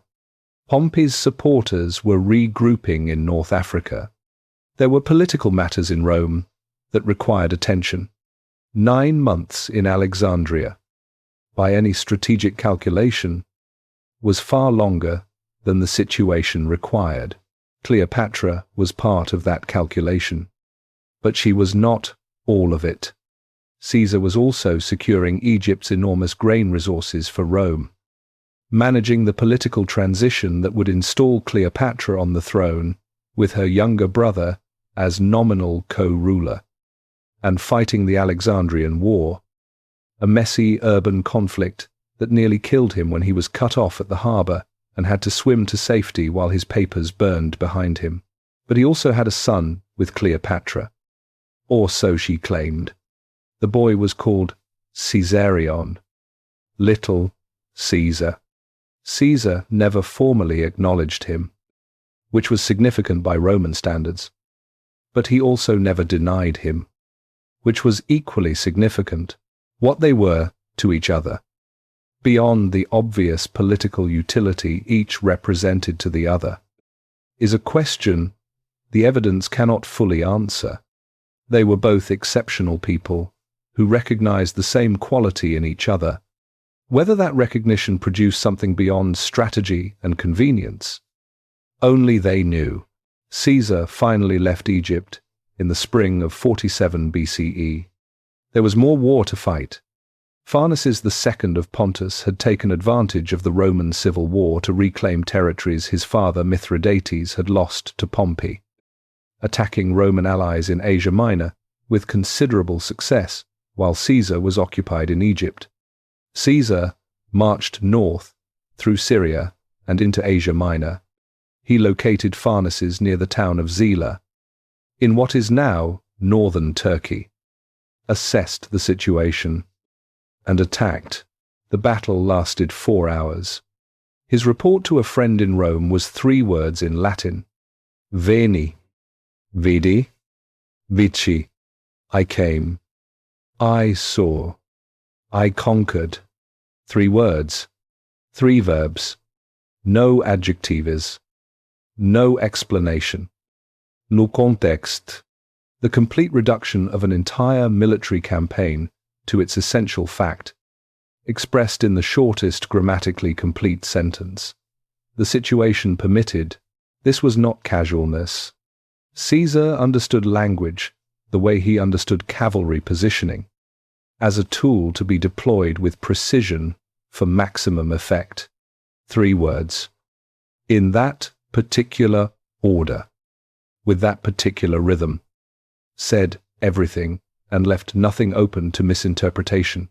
He had come. He had seen. He had conquered. What else? Those 3 words implied. Was there to say, by 45 BCE, after further campaigns in North Africa and Spain to eliminate the remaining pockets of Pompeian resistance, the civil war was effectively over. Caesar had won, and the full weight of what Clementia had accomplished, and what it had failed to prevent, was beginning to become visible. The men he had forgiven were everywhere. They were in the Senate. They were in positions of administration. They were managing provinces and commanding forces and sitting at dinner tables across the Roman world. Many of them were genuinely grateful. Some of them had been converted by the experience of Caesar's mercy into something approaching loyalty, but some of them had not, and this is the paradox that Clementia could not resolve. Forgiveness does not erase the conditions that produced opposition. It suspends them.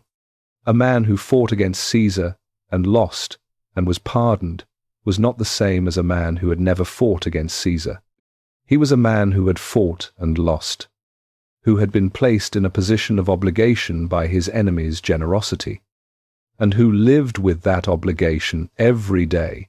For some men, that obligation produced genuine loyalty. The debt was real, and they paid it in service.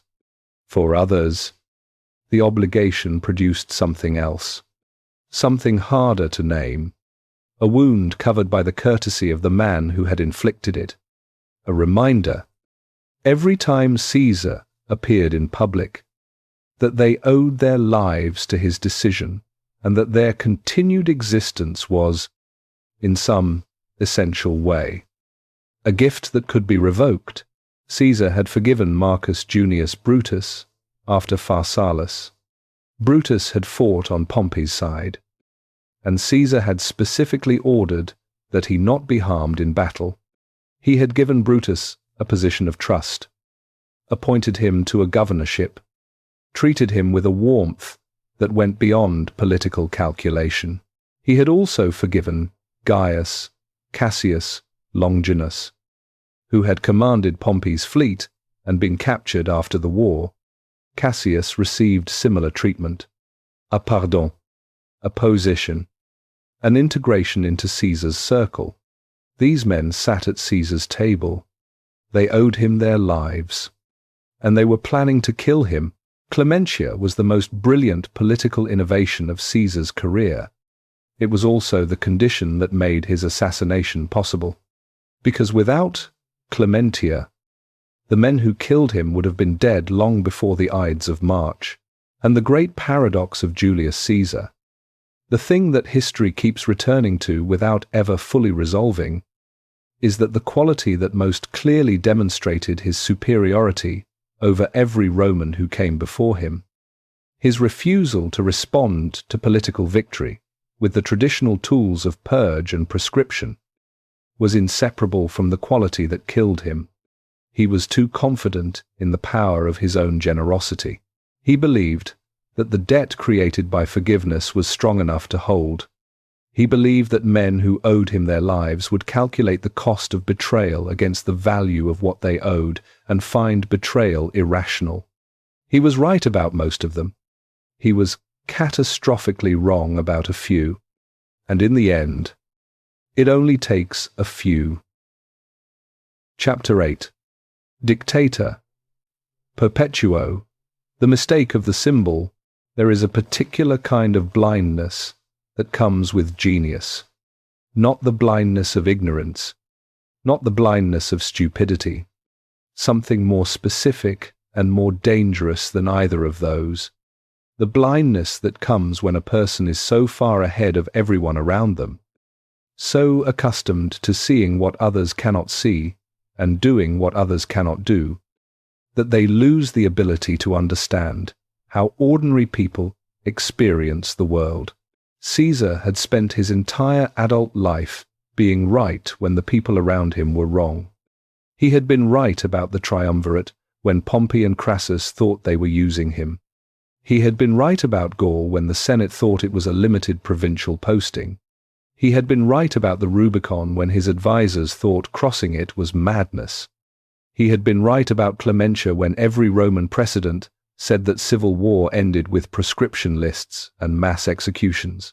He was right, so consistently, and so comprehensively, that he had arrived at the most dangerous place a powerful person can arrive. He had stopped being able to imagine that he was wrong. Before we reach the mistakes, we have to reckon honestly with what Caesar actually built, because this is the thing that makes his story genuinely tragic rather than simply dramatic. He was not just a conqueror. He was not just a politician who seized power for its own sake. He was, in the brief period when he governed Rome with full authority, a reformer of real vision and genuine effectiveness. The calendar is the clearest example. The Roman calendar that Caesar inherited was a mess that had accumulated centuries of political manipulation. The months had drifted so far from the astronomical seasons that Roman winter was happening in autumn and the harvest festivals were occurring in what was actually summer. The problem was not accidental. The pontifexes, the priestly college responsible for maintaining the calendar, had been adding and removing days for political purposes for generations, extending the terms of friendly officials and shortening the terms of enemies by inserting or deleting months. Caesar, drawing on the astronomical knowledge of the Egyptian scholar Sosigenes, redesigned the calendar from the ground up. 365 days, divided into 12 months, with an additional day inserted every 4 years to account for the slight discrepancy between the calendar year and the actual solar year. The Julian calendar, as it became known, was used by most of the Western world for the next 16 centuries. The calendar we use today, the Gregorian calendar, is a minor correction of Caesar's design, introduced in 1582. The correction adjusted the length of the year by 11 minutes. Caesar got within 11 minutes of perfect. He reformed the grain distribution system, reducing the number of people receiving free grain from the state, not by cutting the program, but by creating economic opportunities in new colonies that gave people an alternative to dependency. He extended Roman citizenship to communities across the empire that had been contributing soldiers and taxes for generations without the legal protections that citizenship provided. He reorganized the courts, revised the debt laws, regulated the activities of the corporations that farmed provincial taxes. He was planning a public library, the first in Rome, modeled on the great library of Alexandria. He was planning to drain the Pontine marshes south of Rome, converting a vast malarial wasteland into agricultural land. He was planning a canal across the Isthmus of Corinth that would transform Mediterranean trade routes. None of these were the projects of a man interested only in power for its own sake. They were the projects of a man who looked at the Roman world and saw clearly what it needed and was moving to provide it. He simply could not do all of it and manage the politics of how it appeared at the same time. The title came in February of 44 BCE. Dictator perpetuo, dictator forever. The office of dictator had existed in the Roman Republic for centuries as an emergency measure. When the Republic faced a crisis that the normal machinery of government could not handle, a single man could be appointed dictator with near absolute authority for a maximum of 6 months. The position was not dishonorable. It was not a violation of republican principles in the way that monarchy was. It was an acknowledged tool within the system, used sparingly, and always with the expectation that the dictator would relinquish power when the emergency ended. Sulla had held the dictatorship and eventually resigned it. That resignation, however calculated and self-serving it may have been, had preserved the fiction that the office remained within republican norms. Perpetuo destroyed that fiction completely. There was no precedent for it. There was no constitutional basis for it. A dictator who served forever was not a dictator in any sense that Roman political tradition recognized. A dictator who served forever was a king with a different name, and this is the thing that Caesar, for all his intelligence, appears to have genuinely failed to understand. He already had the power. He had been exercising the power for years. Nothing about accepting the title Dictator Perpetuo changed what Caesar could actually do in practical terms. He could already pass laws, appoint magistrates, command army, determine foreign policy, decide life and death. The title did not give him anything real that he did not already have. What the title did was remove the last available fiction. Rome could tolerate a man who held all the power as long as everyone could pretend that he did not. The Senate could tolerate meeting to approve decisions that Caesar had already made as long as the meeting happened and the approval was recorded. The magistrates could tolerate being appointed by Caesar as long as there was still a form of election in which their appointment was confirmed. The entire elaborate performance of republican government could continue as long as Caesar was willing to perform his part in it. Dictator Perpetuo said, in 2 words, that Caesar was no longer willing to perform. It was not a political mistake in the sense of miscalculating an opponent or misjudging a situation. It was a different kind of mistake. It was the mistake of a man who had grown so impatient with the gap between reality and appearance that he had stopped being willing to maintain it. He had won. He knew he had won. Everyone knew he had won. The pretense of republican government was exactly that, a pretensi, and Caesar had always had a deep intolerance for pretense. But the pretense was not merely decorative. The pretense was load-bearing. It was holding up the consent of the people who worked within the system. And when Caesar removed it, he removed the last reason those people had to continue cooperating. The episode at the Lupercalia in February of 44 BCE made everything worse. The Lupercalia was an ancient Roman festival, predating the Republic itself, involving rituals of purification and fertility that most educated Romans regarded with a mixture of reverence and embarrassment.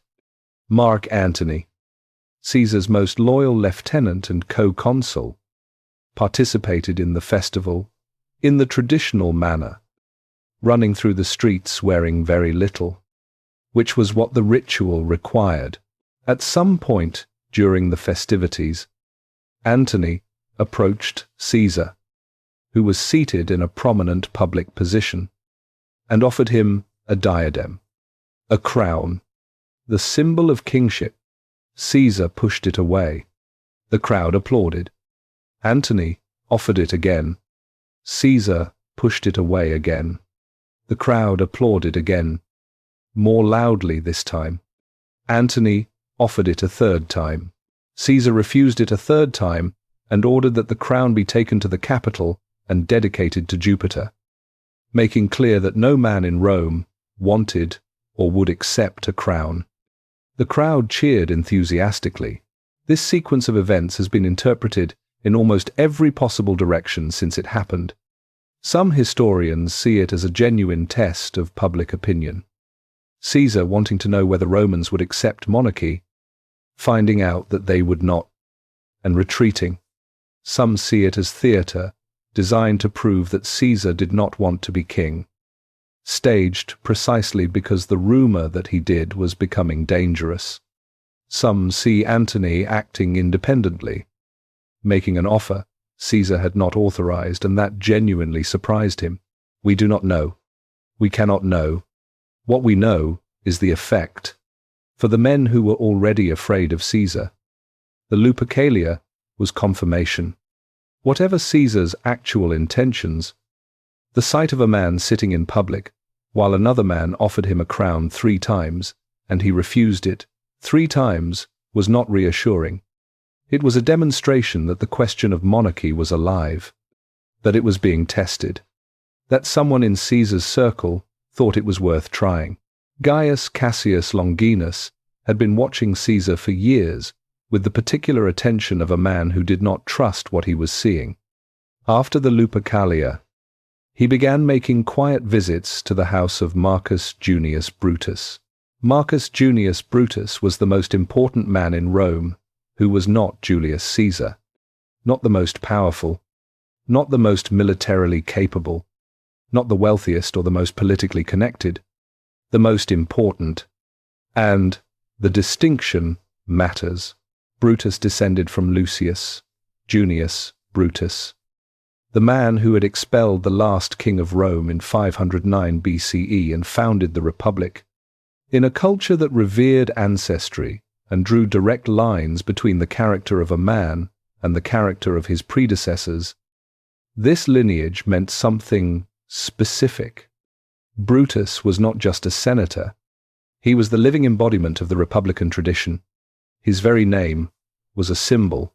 He was also, by all accounts, a man of genuine philosophical commitment. He was a Stoic, which in Rome meant someone who took seriously the idea that virtue was its own reward, that doing the right thing was obligatory, regardless of consequences, and that personal loyalty was always subordinate to duty to the larger community. Caesar liked him. More than liked him. He had protected Brutus specifically at Pharsalus, ordering his officers to ensure that Brutus was not killed in battle. He had given him a governorship. He had treated him with a warmth and trust that went beyond political calculation. There were persistent rumors in Rome that Caesar and Brutus's mother, Servilia, had been lovers for years. Whether or not the rumors were accurate, they reflected a common perception that the connection between Caesar and Brutus was personal in a way that went beyond ordinary political alliance. Cassius understood all of this. He also understood that without Brutus, any plot against Caesar was just a conspiracy. With Brutus, it was a statement. With Brutus, it could be argued that the killing of Caesar was not murder for political advantage, but a principled act of republican duty. With Brutus, the men who raised their hands against Caesar could tell themselves, and tell Rome, that they were the heirs of the man who had expelled the last king. Cassius was not a man of principle. He was a man of calculation, and his calculation was clear. He needed Brutus more than he needed any other single person in Rome. He began the conversation carefully, raising questions rather than making proposals, planting doubts rather than issuing invitations. He wrote anonymous letters that appeared in Brutus's house, urging him to remember his ancestor, to consider what was being lost, to think about what Rome needed from a man in his position. Brutus was not stupid. He could see what Cassius was doing. He did not stop the conversation. Because the thing that Cassius understood, and that Caesar's Clementia had not been able to erase, was that Brutus carried a wound that had nothing to do with personal grievance or political ambition. He genuinely believed in the Republic, not as a system that served his interests, not as a tradition that gave his family its prestige. He believed in it as a moral reality, as the correct form of government for free men, as the institution that separated Rome from the kingdoms and tyrannies it had spent centuries defining itself against, and Julius Caesar, the man who had pardoned him, the man who had treated him with warmth and trust, the man whose company he had genuinely valued, was destroying that institution, not out of malice, possibly not even intentionally, but destroying it nonetheless. One accumulation of power, one removed fiction, one dictator perpetua at a time. For a man like Brutus, that was not a political problem, it was a moral crisis. And Cassius, who had no moral crises of his own, was very good at recognizing them in other people and knowing exactly what to do with them. The warnings came. They always come. In stories like this, the seer who appeared in the Forum months before the Ides of March and told Caesar to beware the 15th day of March, the dreams of Calpurnia, the omens that Roman tradition demanded be observed and that educated men observed with varying degrees of genuine belief. Caesar received information that a conspiracy existed, not specific information, not names and dates and meeting places, but enough that a man less confident in his own invulnerability might have taken precautions. He dismissed the bodyguard that had been assigned to him. He had made his position on the matter clear. In conversation, he had said, to people who recorded the statement, that he would rather die once than live in constant fear of death, that a life spent looking over your shoulder was not a life worth protecting, that the alternative to the risk of assassination was the existence of a man who trusted no one and was trusted by no one in return. There is something in this that goes beyond political calculation, something that suggests Caesar had arrived at a place in his thinking where the question of his own death had been separated from the question of what he was trying to build.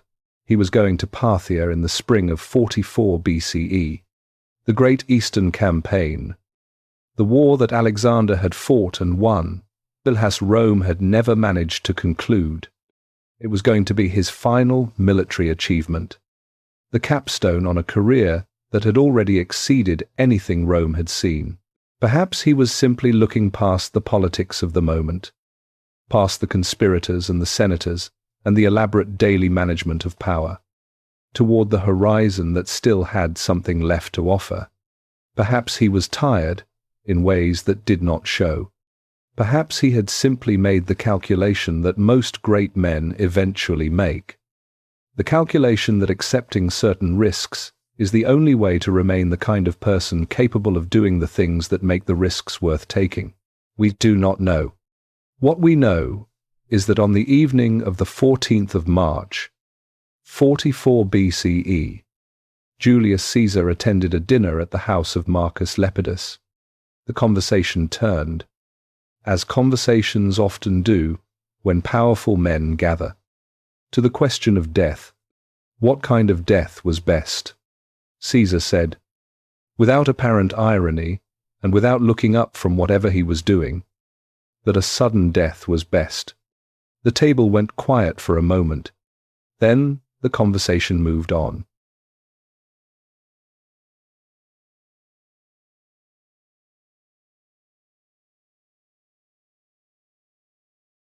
And Cassius, Chapter 9.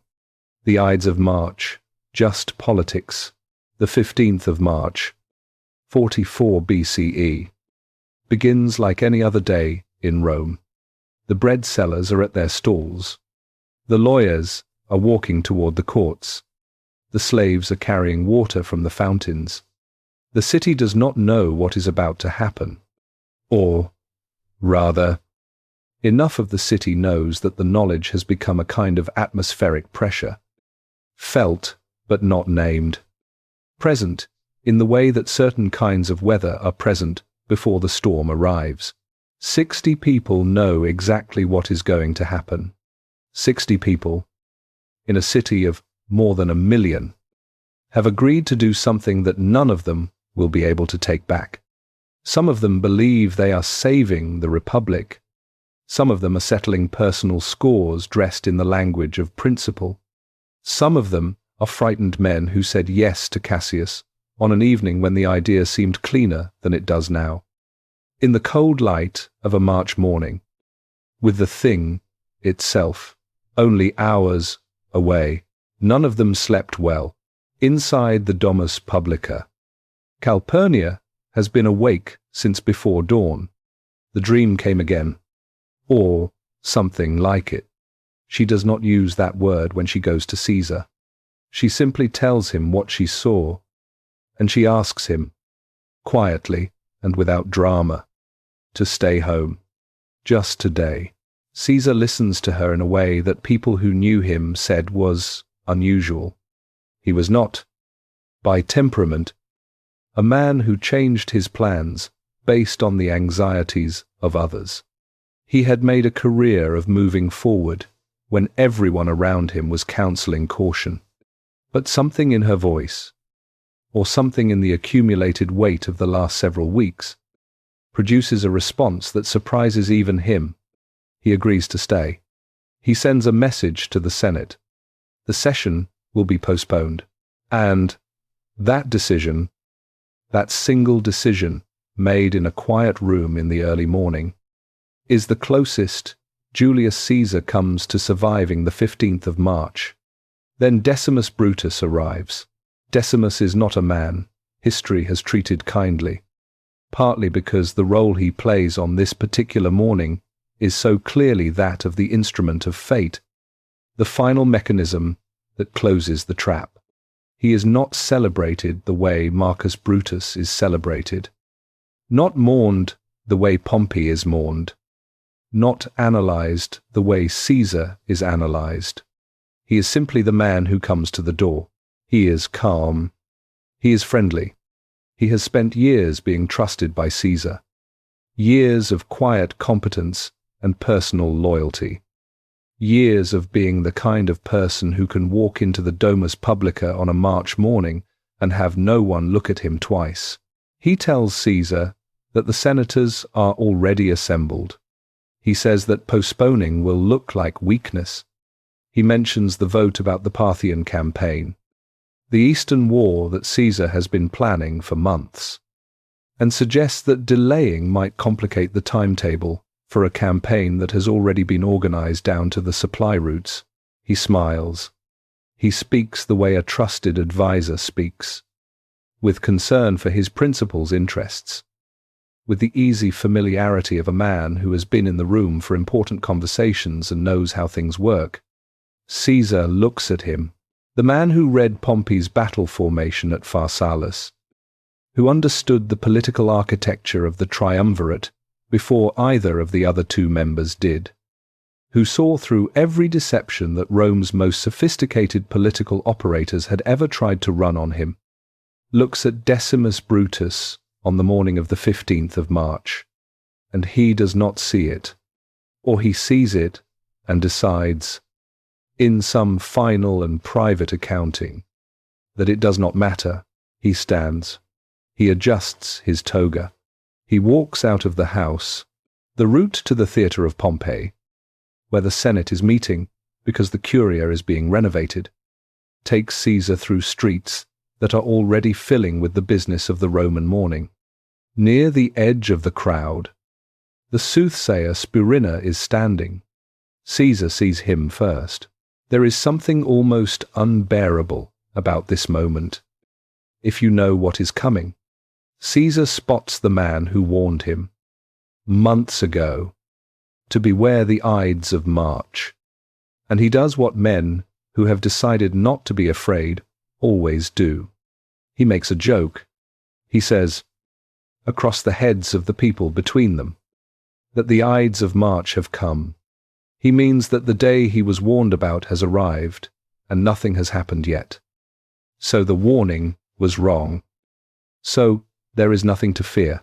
Spurina says something that Caesar's companions remember precisely because of what it will mean an hour later. He says, "The Ides of March have come, but they have not yet gone." Caesar continues walking. The theatre of Pompey is one of the largest structures in Rome. The meeting hall attached to it, where the Senate has gathered for this session, is a large rectangular room with a high ceiling and rows of seats arranged in a semicircle. At the far end, facing the assembled senators, is the chair where Caesar will sit. At the base of the wall, directly behind that chair, there is a statue. It is a statue of Pompey. Caesar takes his seat beneath the statue of the man he defeated at Pharsalus, the man whose severed head was presented to him on a beach in Egypt, the man whose theatre they are meeting in because the Senate's own building happens to be under renovation. History does not explain whether Caesar notices the irony. The senators approach him in the normal manner of a session, coming forward with documents and requests and the routine business of governance. This is how it always begins. This is what a Roman Senate session looks like from the outside. Men moving toward the person of authority with papers and concerns, clustering around him in a way that looks like deference and is about to become something else entirely. Tullius Cimber is among them. He has a petition requesting the recall of his brother from exile. It is a real petition. The brother is a real person. The exile is a real situation. Everything about the document is legitimate, except the purpose for which it is being used. He presents it to Caesar. Caesar begins to wave it away. Cimber grabs the front of Caesar's toga with both hands. This is the signal. Casca, standing behind Caesar, draws his blade and swings it at Caesar's neck. The blow is not clean. Casca is shaking. Or perhaps Caesar moves at the wrong moment. Or perhaps the angle is more difficult than it appeared in whatever planning preceded this moment.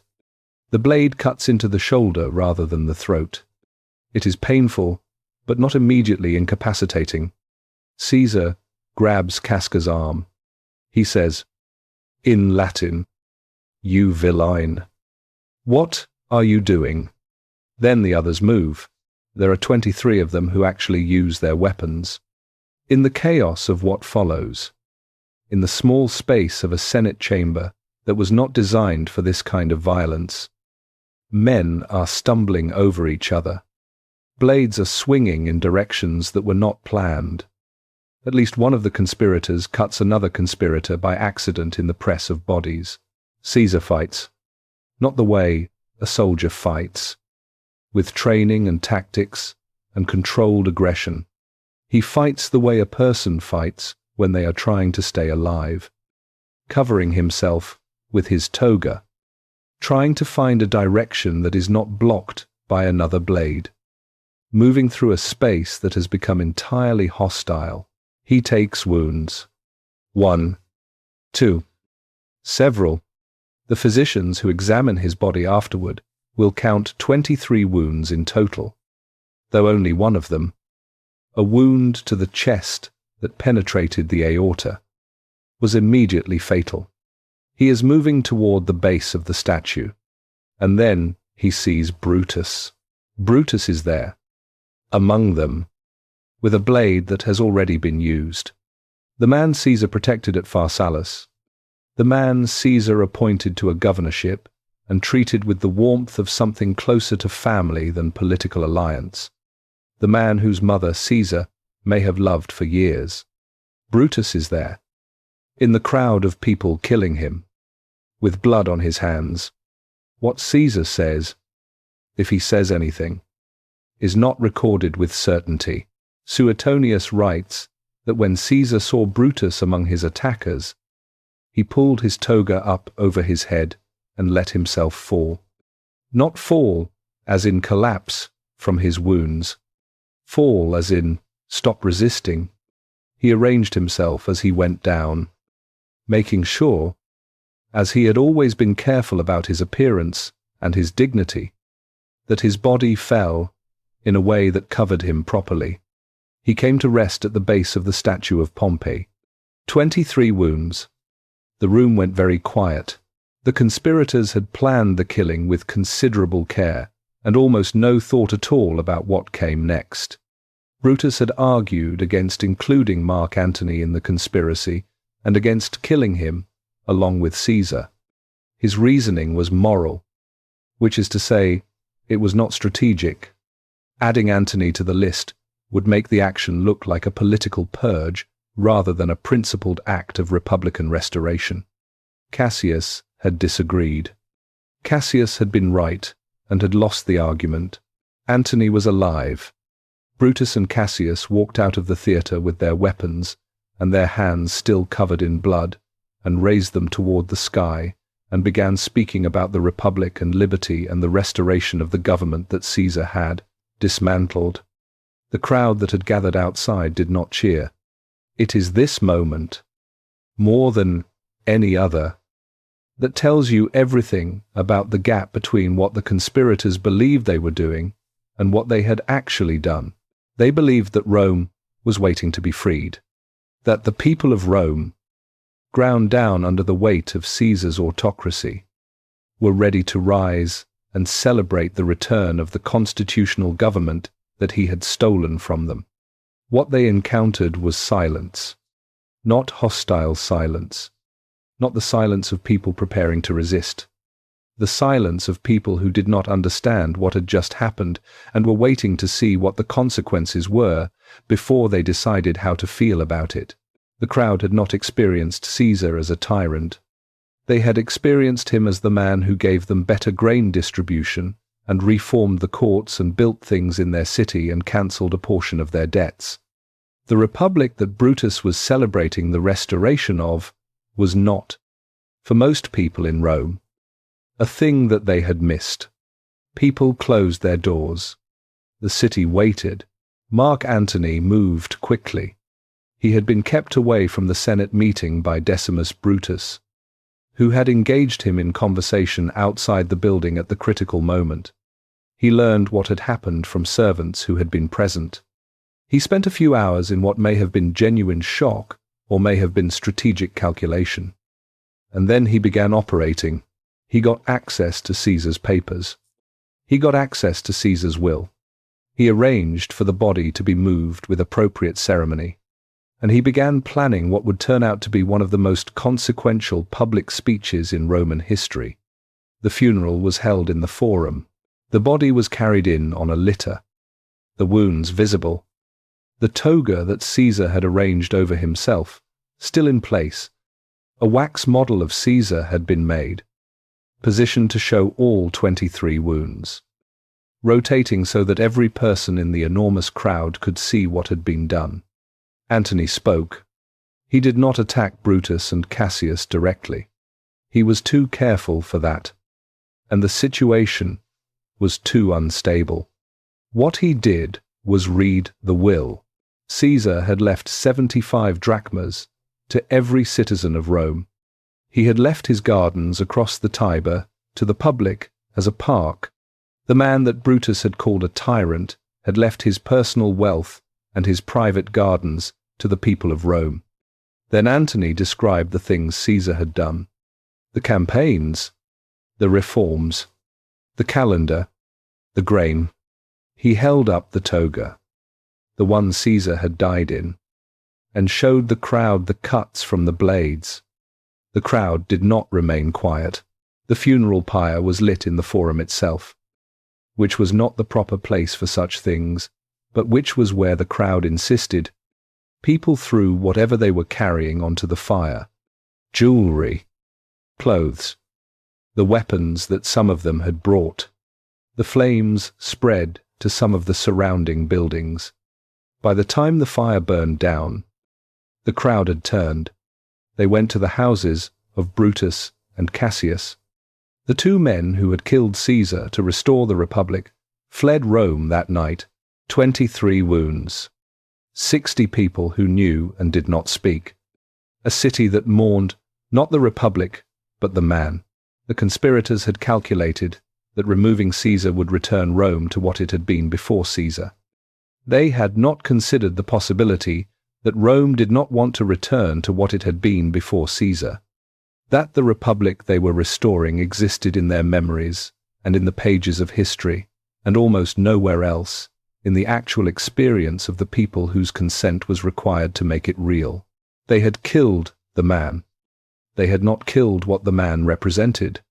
They had not killed the army in Gaul that was loyal to his name, or the veterans across Italy who owed their land grants to his legislation, or the hundreds of thousands of ordinary people who had received grain and debt relief and calendar reforms and public gardens from the government that Brutus called a tyranny.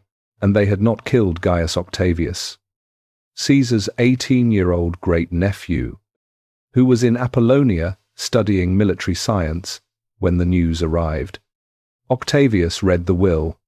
He read that Caesar had adopted him posthumously and named him his primary heir. He read that he was now, legally and formally, Gaius Julius Caesar Octavianus. He closed the letter. He began making arrangements to return to Italy.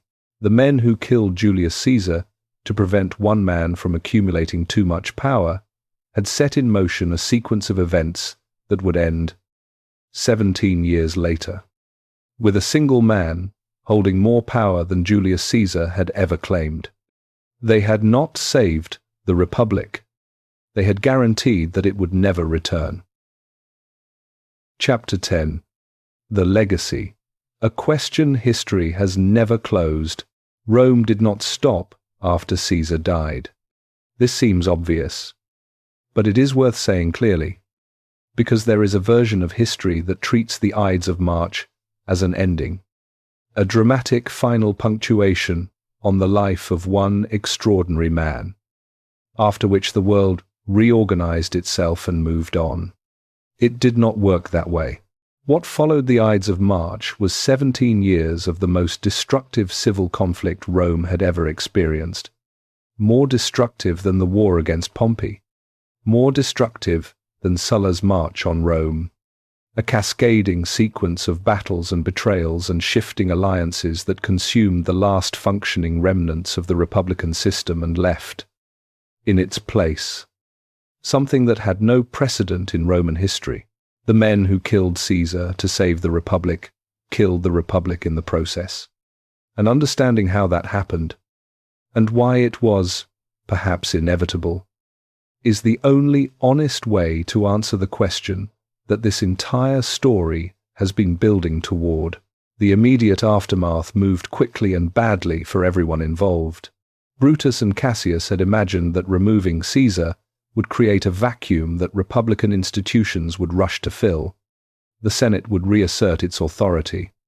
The magistrates would resume their proper functions. The armies would return to their allegiance to the state rather than to individual commanders. The old order would reconstitute itself because it was the natural order, the order that Romans had lived under for 5 centuries. And nature, they believed, tended toward restoration. What they found instead was Mark Antony. Antony was not a political thinker of Caesar's caliber.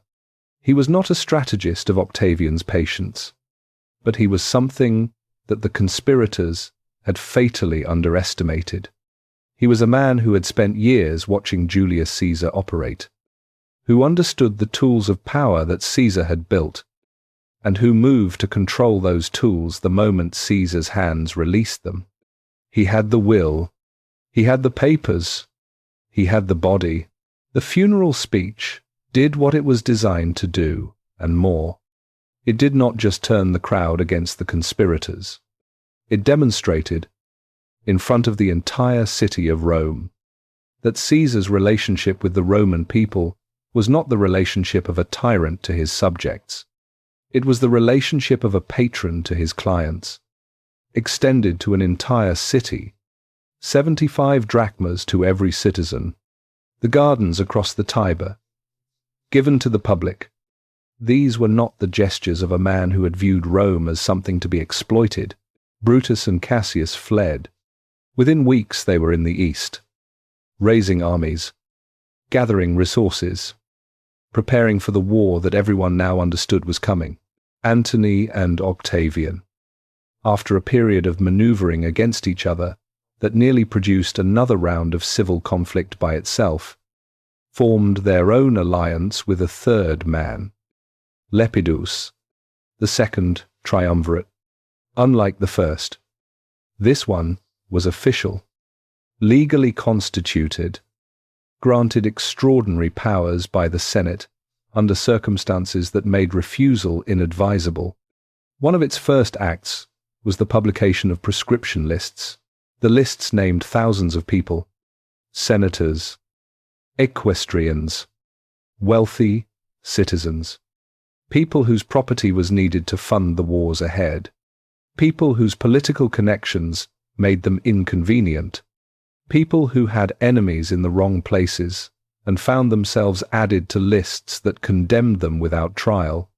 Cicero was on the list. Marcus Tullius Cicero, the greatest defender of republican law that Rome had ever produced, the man who had argued passionately and persuasively for the principles of due process and constitutional government his entire career, was hunted down and killed by Antony's soldiers.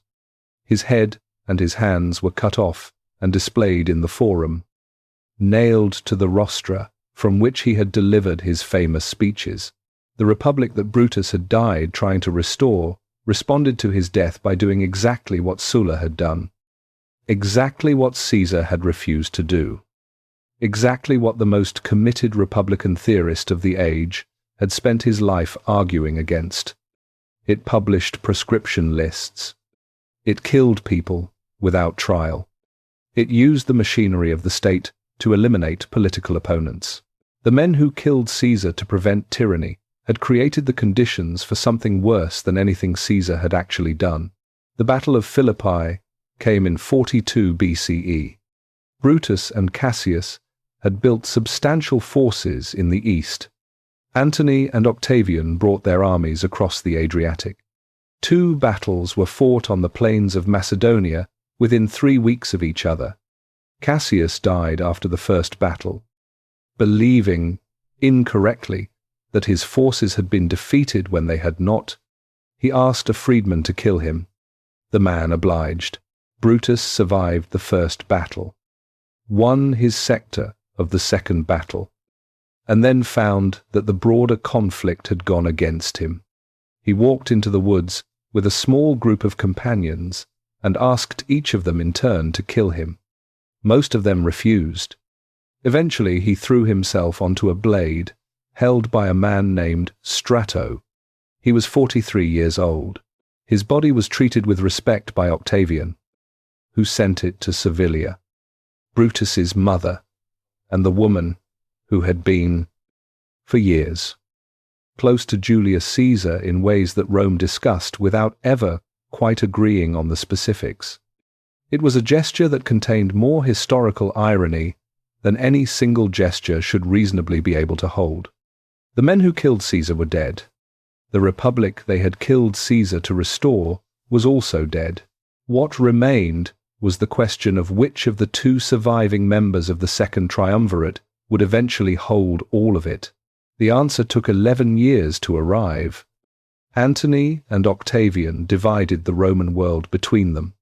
Antony took the east, where he encountered Cleopatra, the same Cleopatra who had spent 9 months with Caesar in Alexandria 20 years earlier. She was older now and no less capable, and whatever had passed between her and Caesar, what she and Antony built together was its own thing, political and personal and eventually fatal to both of them. Octavian consolidated the West. He built his political position carefully, methodically, with a patience that was the most obvious way in which he differed from his adoptive father. Caesar had been impatient with appearances and fictions.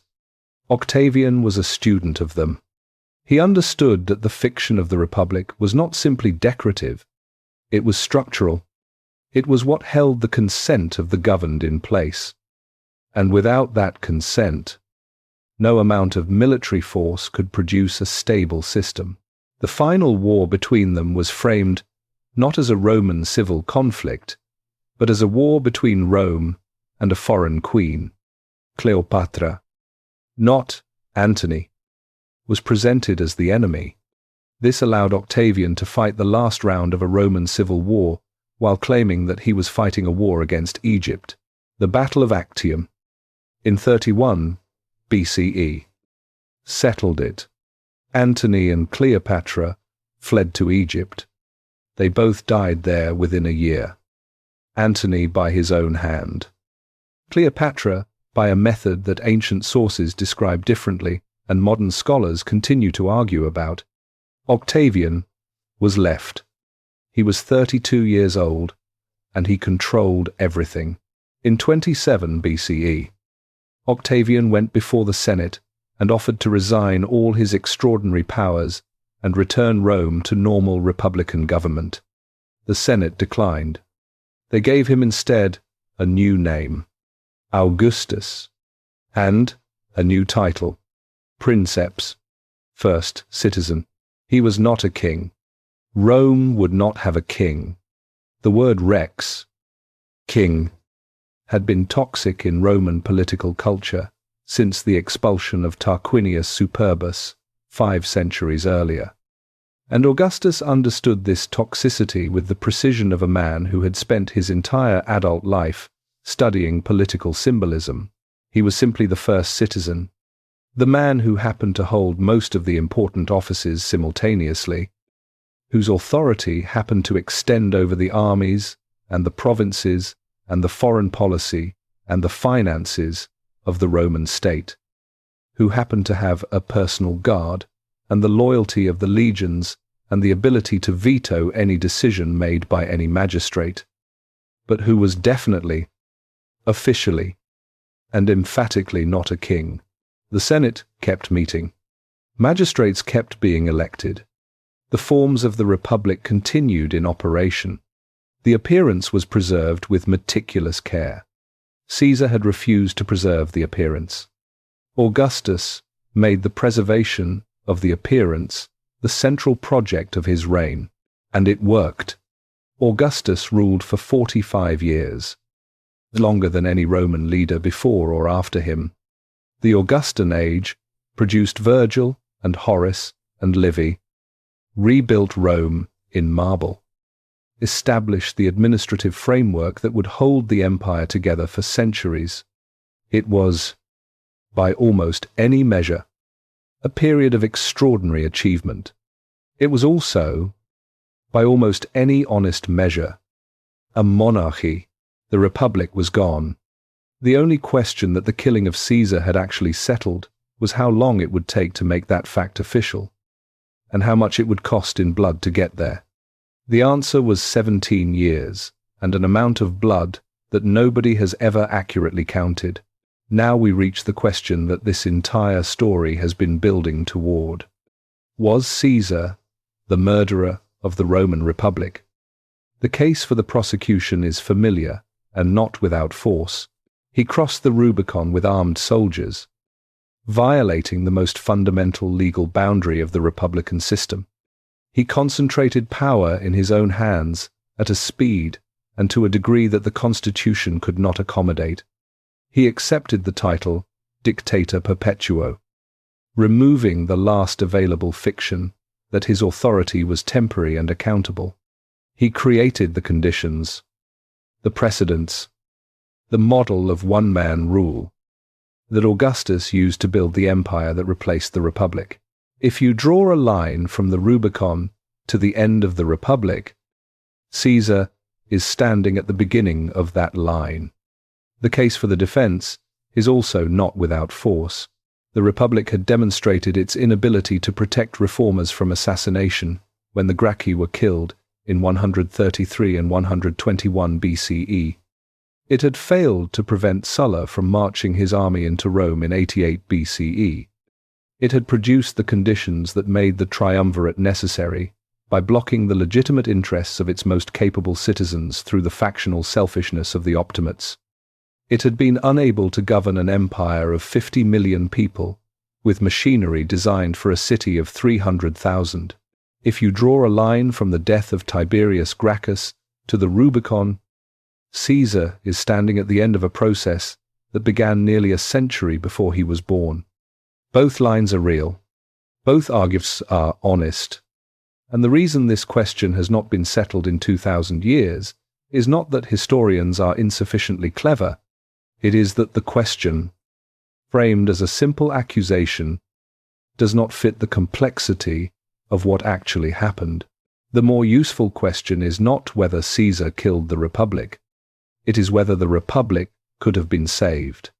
And here the historical record is, if anything, even more uncomfortable than the record of Caesar's own actions. The Republic had one serious opportunity for genuine structural reform. That opportunity was the Gracchan moment. In the late 2nd century BCE, when the economic and military pressures building within the system were still manageable, when the institutions still had enough legitimacy and enough internal coherence to have possibly adapted, the Senate killed that opportunity. Literally, they beat Tiberius Gracchus to death with furniture and threw his body in the Tiber. They killed 3,000 of his supporters. They did the same to his brother 12 years later. After that, the trajectory was set, not because of Caesar, not because of Sulla or Marius or Pompey, but because the people who controlled the Republic in the moment when it most needed to change had demonstrated that they would rather destroy the reformers than reform the system. Caesar looked at that history, understood it clearly, and drew the obvious conclusion. The Republic was not going to reform itself. The people who benefited from its current structure were not going to voluntarily surrender their advantages. The only way to change it was to impose change from outside the system, which meant acquiring power that the system was not designed to accommodate. He was right about the diagnosis. Whether his prescription was the correct one is a different question, and not one that history has answered cleanly. What history has answered is what happened in his absence. The men who killed him tried to restore what he had ended. They had 17 years, and the resources of the Roman world, and the support of the senatorial tradition to work with. They failed completely. The Republic did not return. It could not return, not because Caesar had broken it beyond repair, but because the conditions that had made it functional in the first place, a small city-state with a relatively homogeneous citizen body and manageable military commitments, had been gone for more than a century. The Republic was not murdered on the Ides of March. It had been dying for 100 years. Caesar was simply the man who was standing there when it finally stopped breathing. The name outlasted everything. Kaiser, the German title for emperor, derived directly from Caesar, used by the rulers of the Holy Roman Empire and then the German Empire until 1918. Tsar, the Russian title for the head of state, also from Caesar, carried by the rulers of Russia from Ivan III in the late 15th century until Nicholas II was shot in a basement in 1918. Kaiser, the Arabic title used for the Byzantine emperors, also from Caesar, recognized across the medieval Islamic world as the designation for the ruler of Rome's eastern continuation. In the month of July, which takes its name from Julius, every calendar in the Western world carries a reference to a man who has been dead for more than 2,000 years.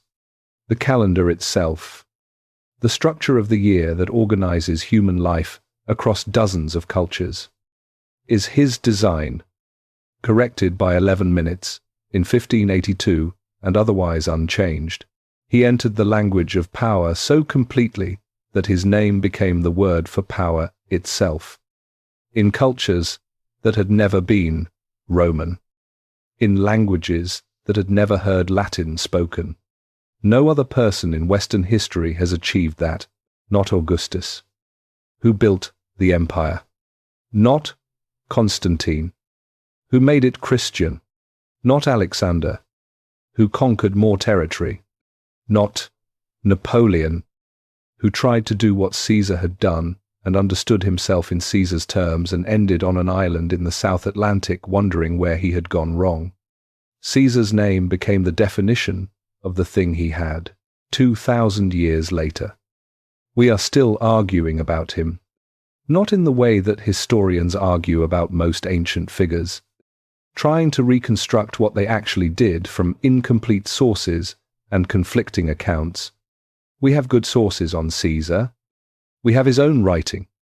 We know, in reasonable detail, what he did and when he did it. We argue about what it means. Every generation finds in Caesar what it needs to find. The defenders of democracy see in him the warning about what happens when one man accumulates too much power, and the institutions designed to prevent it are too weak or too corrupt to hold. The critics of entrenched oligarchy see in him the necessary agent of change in a system that had made legitimate reform impossible. The students of strategy see in him the supreme example of operational genius applied to problems that extend beyond the battlefield into politics and communications and the management of public perception. He is all of these things, and none of them entirely. He may have been the clearest-eyed man in a room full of people pretending the old order still worked. But clarity did not make him innocent.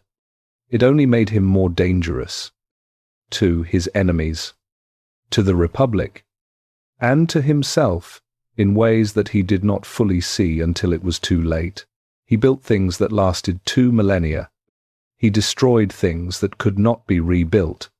He was brilliant and ruthless and capable of genuine feeling, and willing to sacrifice almost anything for the vision he was pursuing, including, in the end, the elementary caution that might have kept him alive long enough to finish what he had started.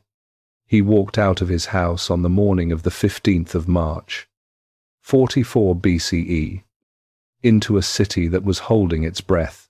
He walked into a meeting room and sat beneath the statue of the man he had defeated, and 60 people who knew exactly what was about to happen watched him settle into his chair. Whether he was the man who killed the Roman Republic or the man who was holding the knife when it finally died, one thing is certain.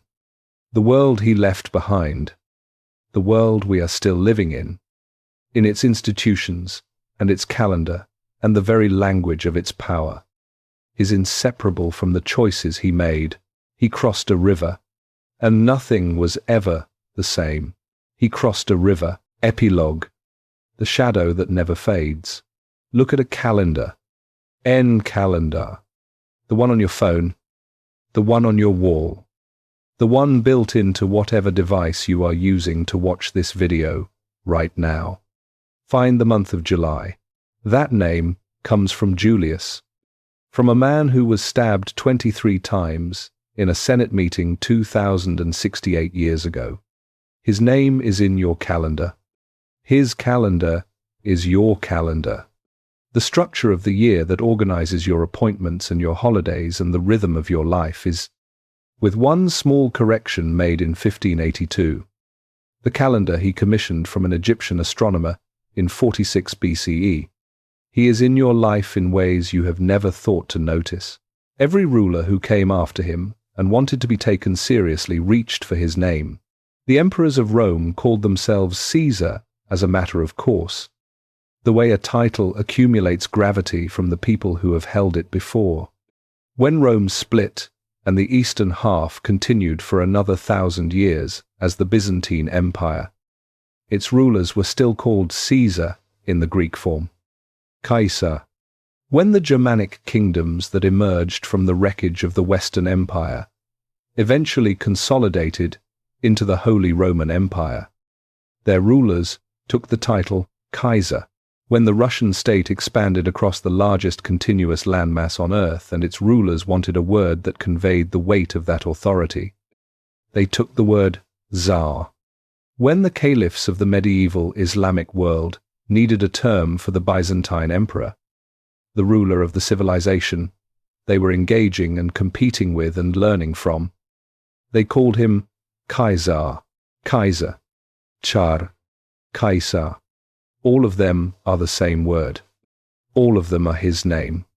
A man born in 100 BCE in a modest house in a district of Rome called the Subura, the son of a minor aristocratic family without great wealth or great influence, became so completely identified with the concept of supreme authority that his personal name turned into the generic term for it across a dozen languages and a dozen civilizations that had no direct connection to his life or his world. This did not happen to Augustus, who built the empire and ruled it for 45 years and left it more stable than he found it.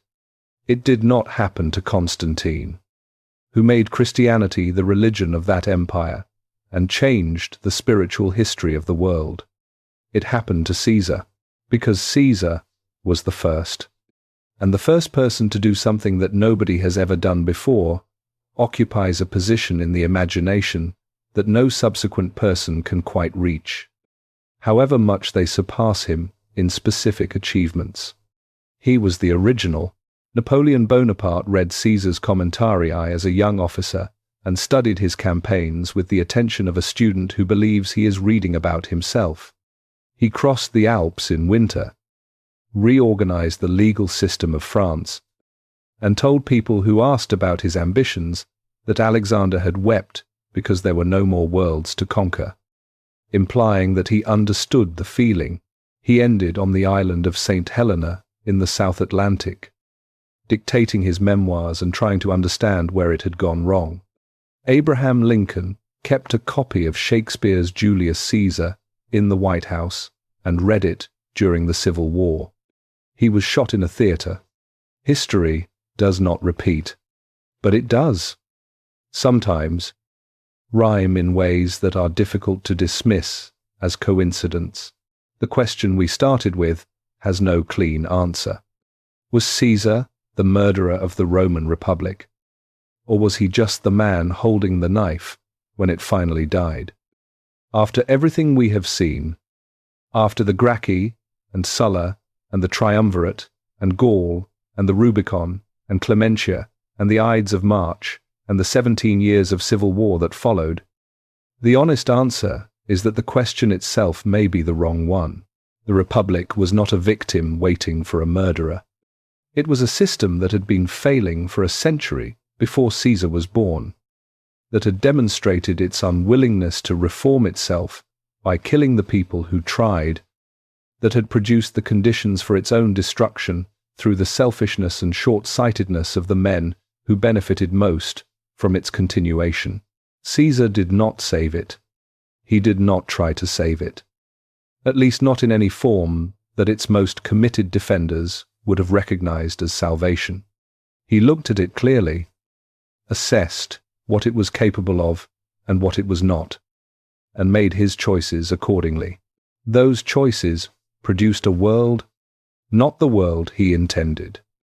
Exactly, he did not live to see it, but a world shaped by what he had done, by the precedents he had set, and the institutions he had built, and the name he had made, so synonymous with power that it traveled across 2,000 years and a dozen languages and arrived, finally, here, in the month he named, in the calendar he built, in a story that his own writing helped make immortal, told by a voice he could not have imagined, reaching people in places he never knew existed. He would have found that satisfying. Probably.